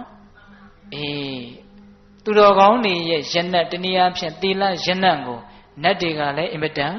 ချစ်တယ်ဆိုတဲ့အဓိပ္ပာယ်ဟုတ်လားဦးဇင်းတို့တန်ရုပ်ပါဠိတော်မှာလည်းတွေ့ဘူးပါတယ်ယသိတွေစီကိုဦးဇင်းတို့တရားမင်းရဲ့ဝိပစိတ္တိအတူရိန်ကြီးရဲ့သွားကြတာတရားမင်းကသူတော်ကောင်းစိတ်ရှိတယ်ဝိပစိတ္တိကတော့ဖဏလည်းမချွတ်ဘူးတန်လျက်လည်းမချွတ်ဘူးဆောင်ကြွနဲ့သွားတာတရားမင်းကတော့နူးနူးညံ့ညံ့တိမ်တိမ်မွေ့မွေ့သွားတာအဲ့ဒါနဲ့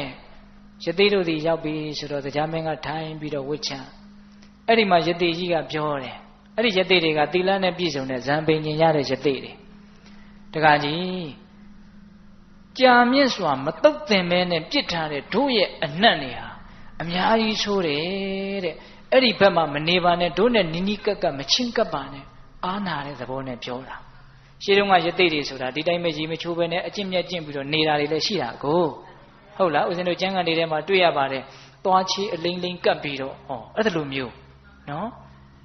အဲ့ဒီလိုပြောတော့တရားမင်းကအရှင်ဘုရားတို့ရဲ့သီလယနတ်ဟာဒီမကောင်းတဲ့အနတ်တွေကိုဖုံးလွှမ်းနိုင်စွမ်းရှိပါတယ်ဒါကြောင့်မလို့ဒီသီလယနတ်ကိုမျက်နှိုးလွန်းလို့ဘုရားတပည့်တော်ချင်းကပ်တာပါဆိုပြီးတော့တရားမင်းကိုတရားမင်းကဦးဇင်းတို့အဲ့ဒီယသိတွေကိုအဲ့ဒါလိုပြောဘူးတယ်ဟုတ်လား ဒါကြောင့်ဒကာကြီးဒီမကြီးများ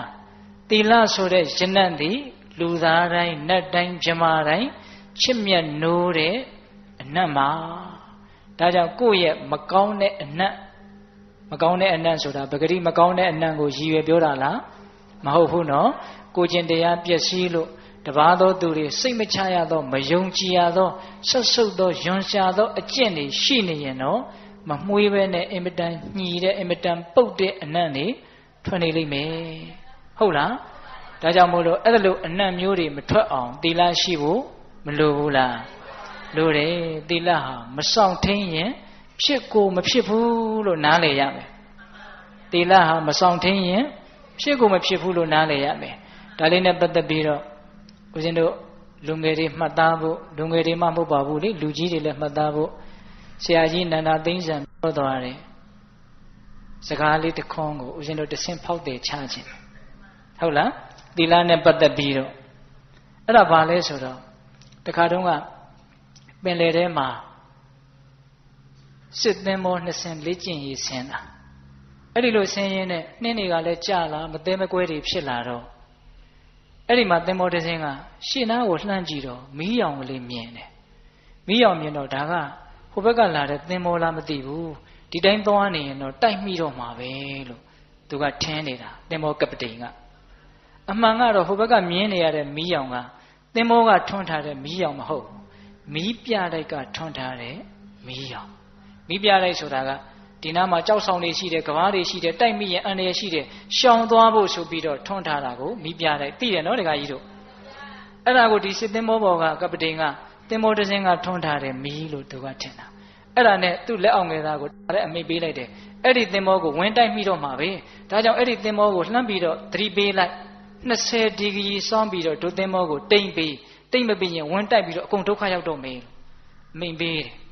အမိန်ပေးတော့ဟိုဘက်ကလည်းလှမ်းပြီးတော့ပြန်ပြောတယ်ကျွန်ုပ်မတိမ့်နိုင်ပါဘူးသင်ပဲ20ဒီဂရီစောင်းပြီးတော့တိမ့်သွားပါ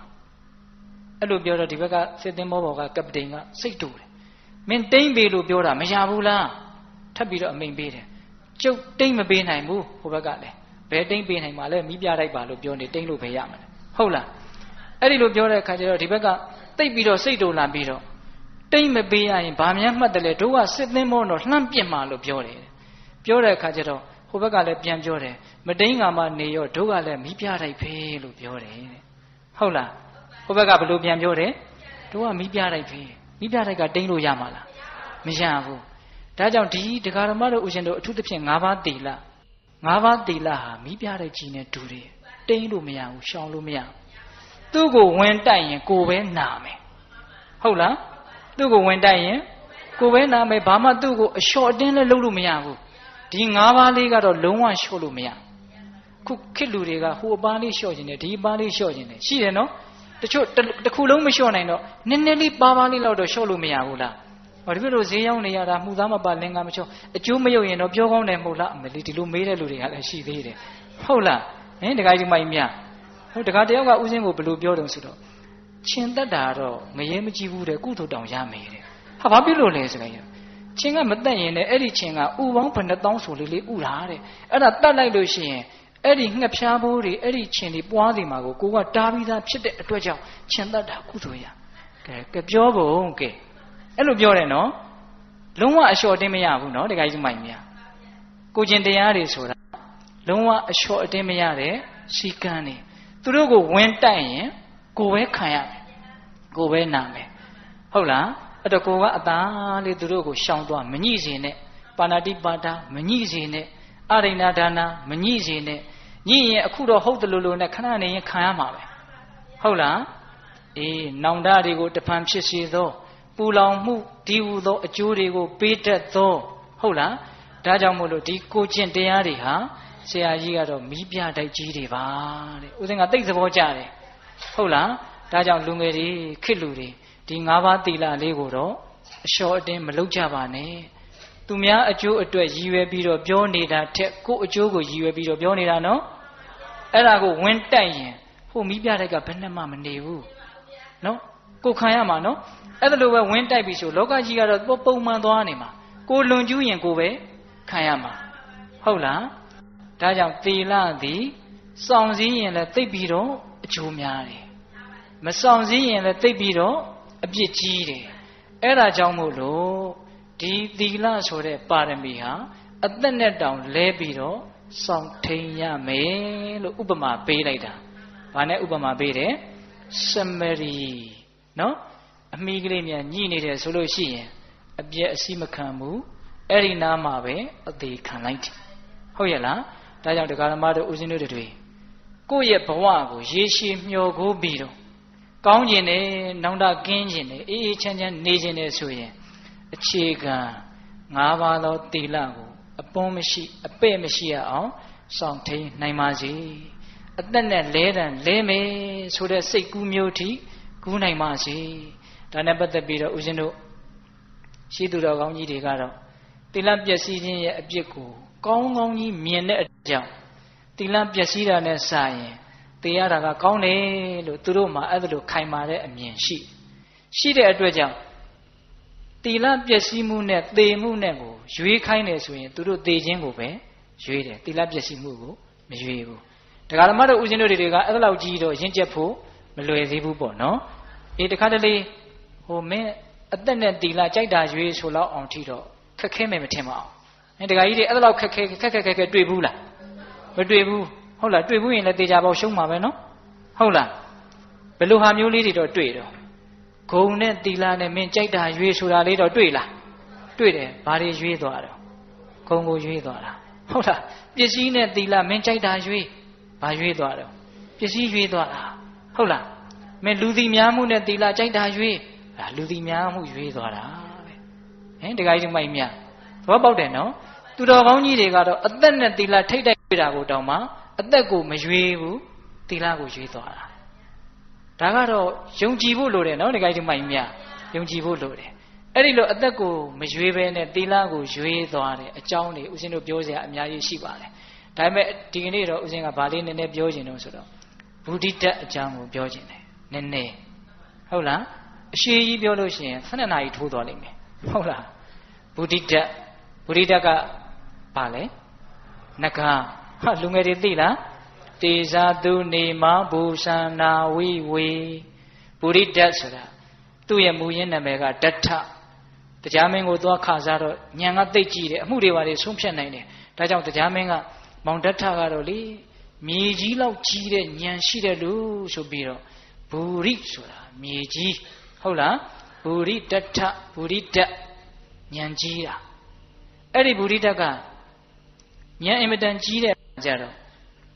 ငါငကားပြည်မှာနေလို့ရှိရင်ဥပုသ်တရင်စောင့်သုံးတာသိပ်ပြီးတော့စင်ကြယ်ဖို့မလွယ်ဘူးဒါကြောင့်လူပြည်ကိုတက်ပြီးတော့ဥပုံဆောင်မယ်ဆိုပြီးတော့သူတက်လာတာတက်လာပြီးတော့အဲ့ဒီတောင်ဘုတ်တစ်ခုပေါ်မှာသူခွေလိုက်တယ်တဲ့သူကိုသူခွေပြီးတော့သူပါစဉ်းစားတော့ဆိုတော့တကယ်လို့မြန်တစုံတယောက်နဲ့တွေ့လို့ငါရဲ့အရေးခွန်ကိုယူခြင်းတယ်ဆိုရင်လည်းယူသွားပါစေအရေးကိုရခြင်းတယ်ဆိုယူပါစေအယိုးအသွေးအသားကြိုက်တာယူပါစေငါသီလကိုအပြည့်စီမခံဘူးလို့အဲ့ဒါလို့သူဒိဋ္ဌံလိုက်တယ်တဲ့ဟုတ်လားအဲ့ဒီလိုဒိဋ္ဌံပြီးတော့သူဥပုံဆောင်နေတာအဲ့ဒီမှာဦးဇင်းတို့နေသာရပုံနာတို့အလံမဲပုံနာတို့နဲ့တွေ့တာတွေစိတ်ဝင်စားစရာသိကောင်းပါတယ်လူငယ်တွေကိုဦးဇင်းကနည်းနည်းတောင်ဒီဇက်လန်းလေးကိုကြော်ညာခဲ့ခြင်းသေးတယ်ဒါပေမဲ့အချိန်ကသိမ့်မရှိတော့ဘူးဒကမာကြီးကအဲ့ဒါလိုနဲ့သူတောင်ဘုတ်ပေါ်မှာခွေပြီးတော့နေတော့အလံမဲပုံနာရောက်လာတယ်သူ့ပေါ်မှာတိတ်ကျေးဇူးကြီးတဲ့နေသာရပုံနာကကျေးဇူးကမ်းပြီးခေါ်လာပြီးတော့ရောက်လာတာမင်းလိုချင်တဲ့ငကားဟိုမှာငါရချင်တဲ့ဗရမ ्या မင်းပေးဆိုတော့အလံမဲပုံနာကအဲ့ဒီငကားတွေပိုင်တဲ့ဗရမ ्या ကိုသူကရထားတာလေအဲ့ဒါနဲ့ရော့ငကားရော့ဗရမ ्या ကိုဗျအဲ့ဗရမ ्या ပေးလိုက်ပြီးတော့သူကငကားကိုသူယူမယ်အဲ့ဒီလိုပြောနေတဲ့အတန်တွေကိုဘုရားလောင်းကကြားတယ်ကြားတဲ့အခါကျတော့မျက်လုံးကိုစုံမိတ်ထားတာဘာဖြစ်လို့လဲဆိုတော့ဘုရားလောင်းကတိတ်တကိုးကြီးတယ်စိတ်တူတဲ့အခိုက်မှာတကယ်လို့မြန်ကြည့်မိတယ်ဆိုရင်အကြည့်ခံရတဲ့တတ္တဝါဟာဖွဲပြာလို့အမှုံအမွှားတွေဖြစ်ပြီးတော့လွန့်ပြောက်သွားနော်အဲ့ဒါကြောင့်မလို့ကြည့်မိမှဆိုလို့ဒေါသနဲ့ကြည့်မိမှဆိုလို့မျက်စိကိုဘာလုပ်ထားလဲမှိတ်ထားရင်လည်းအာမရလို့ခေါင်းကိုအခွေကြားထဲကိုထိုးထားလိုက်တယ်အဲ့ဒီမှာသူတခါတည်းဆုံးဖြတ်တယ်ဟောဒီလူတွေငါ့ကိုလှုပ်ချင်လို့လှုပ်ပါစေငါသူ့ကိုဘယ်တော့မှမျက်လုံးဖွင့်မကြည့်တော့ဘူးအဲ့ဒီလိုသူအဋိဌာန်လိုက်တယ်သီလပျက်စီးမှဆိုလို့နော်သီလနဲ့အသက်နဲ့ကိုထိတ်တွေ့နေတာ အဲ့ဒါကို तू ဘာကိုရွေးနေတာလဲသီလကိုရွေးနေတာအဲ့ဒီလိုနဲ့လှုပ်ရော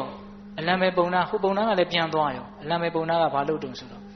မန္တန်နေမှုတ်တယ်သူခက်နဲ့သူရှိတယ်နော်အဲ့ဒီမန္တန်ကနားလေးကိုတန်ညွန်နဲ့ထိုးသလိုတိတ်ခံရခက်တယ်ဒါပေမဲ့လုံးဝမျက်လုံးဖွင့်မကြည့်ဘူးသီလပြတ်မှဆိုလို့နော်အဲ့ဒီလိုမှုတ်ပြီးတော့အဲ့ဒီပုံနာကဘုရားလောင်းကိုအမိကနေဆွဲပြီးတော့ပါဇက်ကိုသွားကင်တယ်ဖြဲပြီးတော့အဲ့ဒီတဲကိုအင်မတန်ပြင်းထန်တဲ့ဆေးတွေထည့်တာနော်ဆေးတွေထည့်တော့ဘုရားလောင်းမှာတအားခံရခက်တယ်ဒါပေမဲ့မျက်လုံးမဖွင့်ဘူးနော်တအားခံရခက်တယ်အဲ့ဒါနဲ့သူကဘာဆက်လုံးတုံဆိုတော့အမိကနေမပြီးတော့အောက်ကိုခါချတယ်စားထားတဲ့အစာတွေအောက်ကိုကျအောင်လို့အင်မတန်ခံရခက်တယ်တဲ့အဲ့ဒီမှာအစာတွေအကုန်ထွက်သွားတယ်ထွက်သွားတော့အဲ့ဒီငကားကိုအရှည်လိုက်ချပြီးတော့အမိကနေခေါင်းထီရောက်အောင်စိတ်ပြီးတော့နင်းသွားတာအယိုးတွေကြည်မတက်ဖြစ်တယ်လို့ဆိုတယ်အင်မတန်ခံရတယ်ဒါပေမဲ့သူမျက်လုံးကိုဖွင့်မကြည့်ဘူးအဲ့ဒါနဲ့သူ့တစ်ကိုယ်လုံးပြော့ဖတ်ပြီးတော့ဘာအားမှမရှိတော့အဲ့ဒီဟာကိုဆက်ပြီးတော့ပစိုးများကိုဖွတ်တယ်လို့တဲ့အဲ့ဒီငကားကိုတခါတည်းဖွတ်ချအဲ့ဒါကိုလည်းသူလုံးဝသီးခံပြီးတော့နေတယ်မျက်လုံးမဖွင့်ဘူးအဲ့ဒီချိန်ဒေါသဆိုတာကတားထားလို့လွယ်ချင်မှလွယ်မှာလေတကယ်လို့ကြီးမိတယ်ဆိုရင်ဒီသက်တော်ကပျက်စီးတော့မှာအဲ့ဒါကြောင့်မလို့သူသီလပြတ်မှာဆိုလို့မျက်လုံးကိုဖွင့်မကြည့်ဘူးအဲ့ဒီလိုလည်းဖြစ်ပြီဆိုတော့မှအဲ့ဒီပုံနာကသူ့ရဲ့ပချုပ်သေးကိုခွေပြီးတော့ထည့်တယ်မဆန့်တဲ့အခါကျတော့ဖနှောက်နဲ့အောက်ကိုကြိတ်ချပြီးတော့အပေါက်ကိုပိတ်တယ်တဲ့ပိတ်သွားပြီးတော့အဲ့ဒါထမ်းပြီးတော့သူကဂရိအစကပေးလိုက်တယ်အလံပဲပြလို့1000ရရင်မင်းကိုလွတ်မယ်အဲ့တော့ဘုရားလောင်းကဟုတ်ပြီ1000ရအောင်မြန်မြန်ရှာမှဖြစ်မယ်ဆိုရွာတရားရောက်ပြီဆိုတော့အလံပဲစပြတယ်ပပြင်းထောင်ကြီးသေးသေးစေးခေါင်း10လုံးဖြစ်စေ9လုံးဖြစ်စေနှစ်နဂါးဆိုတော့အကုန်လုံးပြတယ်လူတွေကမျက်ရည်တွေတောင်ကျတယ်အော်လုံးလို့ဝမ်းသာလုံးလို့သဘောကျလို့အသပြား1000ကတခါတည်းနဲ့ရတယ်ဒါပေမဲ့လောဘသိကြည့်တာဆိုတော့ပုံနာကမလွတ်ဘူးအဲ့ဒါသူ့ကိုဒီတိုင်းပြနေတာအဲ့ဒါဘုရားလောင်းကလည်းပဲအဲ့ဒီပုံနာကိုအမျက်ဒေါသနဲ့တခါမှမကြည့်ဘူးနော်တခါကြီးသူမိုင်မြဘာအတွက်သူစောင့်စည်းနေတာလဲသီလအတွက်သူစောင့်စည်းနေတာဟုတ်လားအေးအဲ့ဒါလို့သူစွန့်လွတ်ပြီးတော့ဒီသီလကိုစောင့်ထိန်ခဲ့တာနောက်ဆုံးတော့သူ့ရဲ့နှမတွေညီတွေနဲ့တွေ့ပြီးတော့ဇလန်းကတော့ကောင်းကောင်းလေးသိမ့်သွားတာပေါ့လေဒါပေမဲ့သူခံခဲ့ရတာသူ့ရဲ့စွန့်စားကန်းဒီသီလဒီဟုသောယရနာရဖို့အတွက်သူ့ရဲ့စွန့်စားကန်းကတော့တကယ်ကိုကြောက်ခမန်းလေးလေးအံ့ဩစရာမကောင်းဘူးလားကောင်းတယ်ဇတ်တော်တွေထဲမှာအဲ့လိုအများကြီးရှိပါတယ်ဟောဒီကနေ့ခေတ်မှာလည်းပဲအများကြီးရှိပါတယ်ဒါကတော့ကြုံဘူးတဲ့လူတွေလည်းရှိမှာပါပဲဟုတ်လားကဲထားပါတော့ဒါကြောင့်သီလရဲ့တန်ဖိုးကိုသိရင်သိသလောက်အသက်ဆွန့်သည့်အထိသူတော်ကောင်းကြီးတွေဟာဝင်မလေးဘူးလို့နားလည်ပြီးတော့တရားဓမ္မတို့ဥရှင်တို့တွေဟာလည်းပဲစမရီသားကောင်ဟာသူ့ရဲ့အမိကိုစောင့်ရှောက်တလူမျိုးမိမိရဲ့သီလကိုမပြည့်စည်အောင်စောင့်ရှောက်ရမယ်ကာကွယ်ရမယ်ဟုတ်ရဲ့လားအေးဒါကတော့ဥရှင်တို့သီလပါရမီနဲ့ပတ်သက်ပြီးတော့ပြောလိုက်တာဥရှင်တို့ဏိဂုံးကျုပ်ဏိဂုံးပိုင်းကိုရောက်လာပြီနော်အဲ့ဒီဏိဂုံးပိုင်းကဘာကိုပြောမှလဲဆိုတော့မှတ်မိသေးလားအယုတ်အလံအမျက်ကိုပြောပြမှာအဲ့ဒါကဥရှင်တို့နောက်ဆက်ပြောမဲ့ပါရမီတွေနဲ့လည်းပဲဆိုင်တယ်ဟုတ်လားပါရမီကောင်းမှုတစ်ခုဘယ်လိုလုံးမှဖြစ်မှာလဲပေးတိုင်းဒါနပါရမီဖြစ်သလားသီလဆောက်တည်တိုင်းသီလပါရမီဖြစ်သလားတချို့သီလတွေကသီလသာဖြစ်တယ်သီလပါရမီမဖြစ်ဘူးတချို့ဒါနတွေကဒါနသာဖြစ်တယ်ဒါနပါရမီမဖြစ်ဘူးပါရမီမမြောက်သောကုသိုလ်သည်တန်တရားခရီးခဲမှာခဏလေးကုန်သွားတာနော်ကုန်သွားတဲ့အတွက်ကြောင့်နိဗ္ဗာန်ကိုသူမရနိုင်ပါရမီမြောက်သောဒါနပါရမီမြောက်သောသီလသီသာလျင်အမတေတတ်တည်နေတဲ့အတွက်ကြောင့်နော်တတ္တိလေးကိန်းနေတဲ့အတွက်ကြောင့်နိဗ္ဗာန်အကျိုးမပေးရမချင်းနိဗ္ဗာန်ရအောင်မဆောင်မကျင်းရမချင်းအဲ့ဒီကောင်းမှုဟာမပြတ်ဘူးဟုတ်လားဒါကြောင့်ဒါနပဲဖြစ်ဖြစ်သီလပဲဖြစ်ဖြစ်ဘယ်ကောင်းမှုပဲဖြစ်ဖြစ်အယုတ်အလံအမျက်ဆိုတာရှိတယ်ဟုတ်လားအဲ့ဒါကိုနားလည်ဖို့လိုတယ်နော်အေးဒါဦးဇင်းတို့နောက်ပါရမီတွေအတွက်လည်းပဲဦးဇင်းတို့ရည်ရွယ်ပြီးတော့ဒါပြောရမှာပေါ့ဟုတ်လားအေးဒါကတော့ပါရမီတိုင်းမှာဒီဦးဇင်းတို့ဒီအဆုံးအမလေးကမေ့ပြလို့မရအဲ့ဒီမှာဦးဇင်းတို့ဒါကတော့အထက်ကရာဆရာကြီးတွေရဲ့အဖွင့်ပေါ့ဟုတ်လားပထမဦးဆုံးအယုတ်ဆိုတာကိုဘယ်လိုပြောတုံဆိုတော့ယတကာမတာယအကျော်စောကိုလိုလားသော ရင်ပိုတိတံဖြစ်စေအတ္တိရှိသောဟိနံအယုတ်တိကောင်းမှုတစ်ခုခုပြုတယ်ဒါနပဲဖြစ်ဖြစ်သီလပဲဖြစ်ဖြစ်လှုပ်လိုက်တယ်ကြော်စောမှုလူသိထင်ရှားမှုကိုရချင်တဲ့စိတ်နဲ့လုပ်မယ်ဆိုရင်အဲ့ဒါအယုတ်ပဲတဲ့သဘောပေါက်တယ်နော်လူတယ်သီလဆောက်တည်တယ်သူများသိဖို့နော်သူများသိဖို့ဆိုတဲ့စိတ်နဲ့လုပ်မယ်ဆိုရင်အယုတ်ပဲတဲ့နော်အလက်ထဲတောင်မပါရှာဘူးနော်အေးနောက်အလက်ကဘာပြောတုံဆိုတော့အလက်ကဘာပြောတုံဆိုတော့ပုံညဖလကာမတာယကုသိုလ်ကောင်းမှုရဲ့အကျိုးကိုလိုလားပြီးတော့ပိုတိတံဖြစ်စေအပ်သည်ရှိသောမစ္စည်းမအလတ်ဒီတဲ့ကုသိုလ်ကောင်းမှုငါပြုပြီးပြီဒီကုသိုလ်ကောင်းမှုကြောင့်ငါဖြစ်လျာတန်တရားမှာတော့ဟာငါတော်တော်ကိုထွန်းထွန်းတောက်တောက်ဖြစ်မှာပဲတော်တော်ကိုကောင်းမှာပဲလို့ကုသိုလ်ရဲ့အကျိုးကိုလိုလားတဲ့စိတ်နဲ့ပြုမယ်ဆိုရင်လက်ပဲတဲ့ဟုတ်လားသူလည်းပါရမီမမြောက်ဘူးဗျနော်ဒါပေမဲ့ကုသိုလ်ရဲ့အကျိုးကိုသိတယ်ဆိုရင်ပညာဖြစ်တယ်ကုသိုလ်ရဲ့အကျိုးကိုယုံတယ်ဆိုရင်တတ္ထာဖြစ်တယ်သို့တော့ကုသိုလ်ရဲ့အကျိုးကိုလိုချင်တယ်ဆိုရင်တော့လောဘဖြစ်တယ်ဒါလေးသုံးခုကိုနားလည်ဖို့လိုတယ်နော်ကုသိုလ်ပြုတဲ့အချိန်မှာကုသိုလ်ရဲ့အကျိုးကိုသိတယ်ကောင်းတာလုပ်ရင်ကောင်းတာဖြစ်တယ်လို့သိတယ်ဆိုရင်အဲ့ဒါပါလေပညာတမာဒိဋ္ဌိမျက်နှိုးစရာကောင်းတယ်နော်ဒါရှိရမယ်ကုသိုလ်လောကနီးမှာငါကောင်းတာလုပ်တယ်ကောင်းတာဖြစ်မှာပဲလို့ယုံကြည်တယ်ဆိုရင်တတ္တတရားကုသိုလ်ပြုတယ်ကောင်းတာတွေရမယ်အဲ့ဒီကောင်းတာတွေကိုငါသိမမောတာပဲရကျင်တယ်ဆိုရင်တော့လောဘဖြစ်တယ်ဟုတ်လားတခါကြီးမိုက်မြအဲ့ဒီလောဘပါတဲ့အတွက်ကြောင့်ဒီကုသိုလ်ဟာအလတ်ဖြစ်ရတယ်ဟုတ်လားအမျက်ဆိုတာကြတော့ဘယ်လိုမှဖြစ်မှာတော့ဆိုတော့ဣဒံဧယမှုသေးကကတ္တဗံဧဝပြုသင်ပြုတိုင်းသောအမှုပေတွေဣတိဤသို့စဉ်းစားပြီးတော့အရိယာဘာဝံအရိယာတို့ရဲ့သဘောတဘာဝအလေးအကျင့်ကိုနေတ္တယအမိပြု၍ပိုတိတံဖြစ်စေအပ်သည်ရှိသောပဏိတံအမျက်တည်းဟောဒီအလုတ်ကတော့ကောင်းတဲ့အလုတ်မို့လုတ်တာဟိကောင်းတဲ့အလုတ်မို့လို့ကိုလုတ်တာဟုတ်လား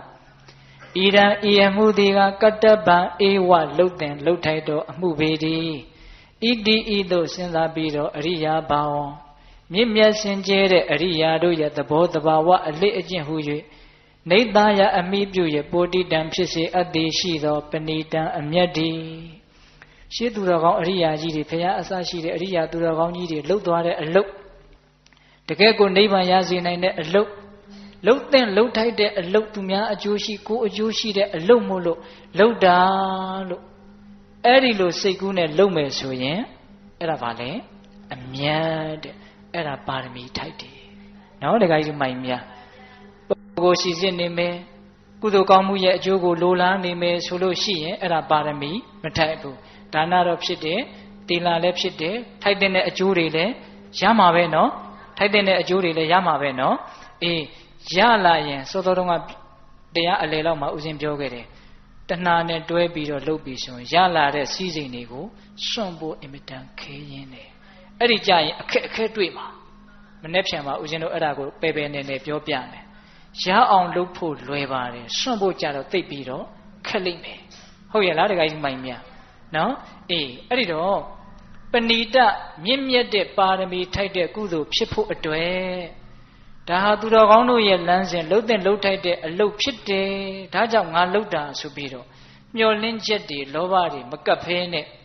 စောစောကအကျော်စောကိုလိုလားတဲ့စိတ်ဆိုတာလောက်ကတော့သူ့မှာဘာမှကိုမရှိဘူးပေါ့နော်အေးအဲ့ဒီအဆင့်ကတော့တော်တော်ကြီးကိုနှိမ့်တဲ့အဆင့်ပေါ့ဟုတ်လားအဲ့ဒါကတော့ဘဝတံပတ္တိဘောဂတံပတ္တိဆိုတဲ့တန်တရားတွင်ချမ်းသာကိုတောင်မပေးနိုင်ပါဘူးဟုတ်လား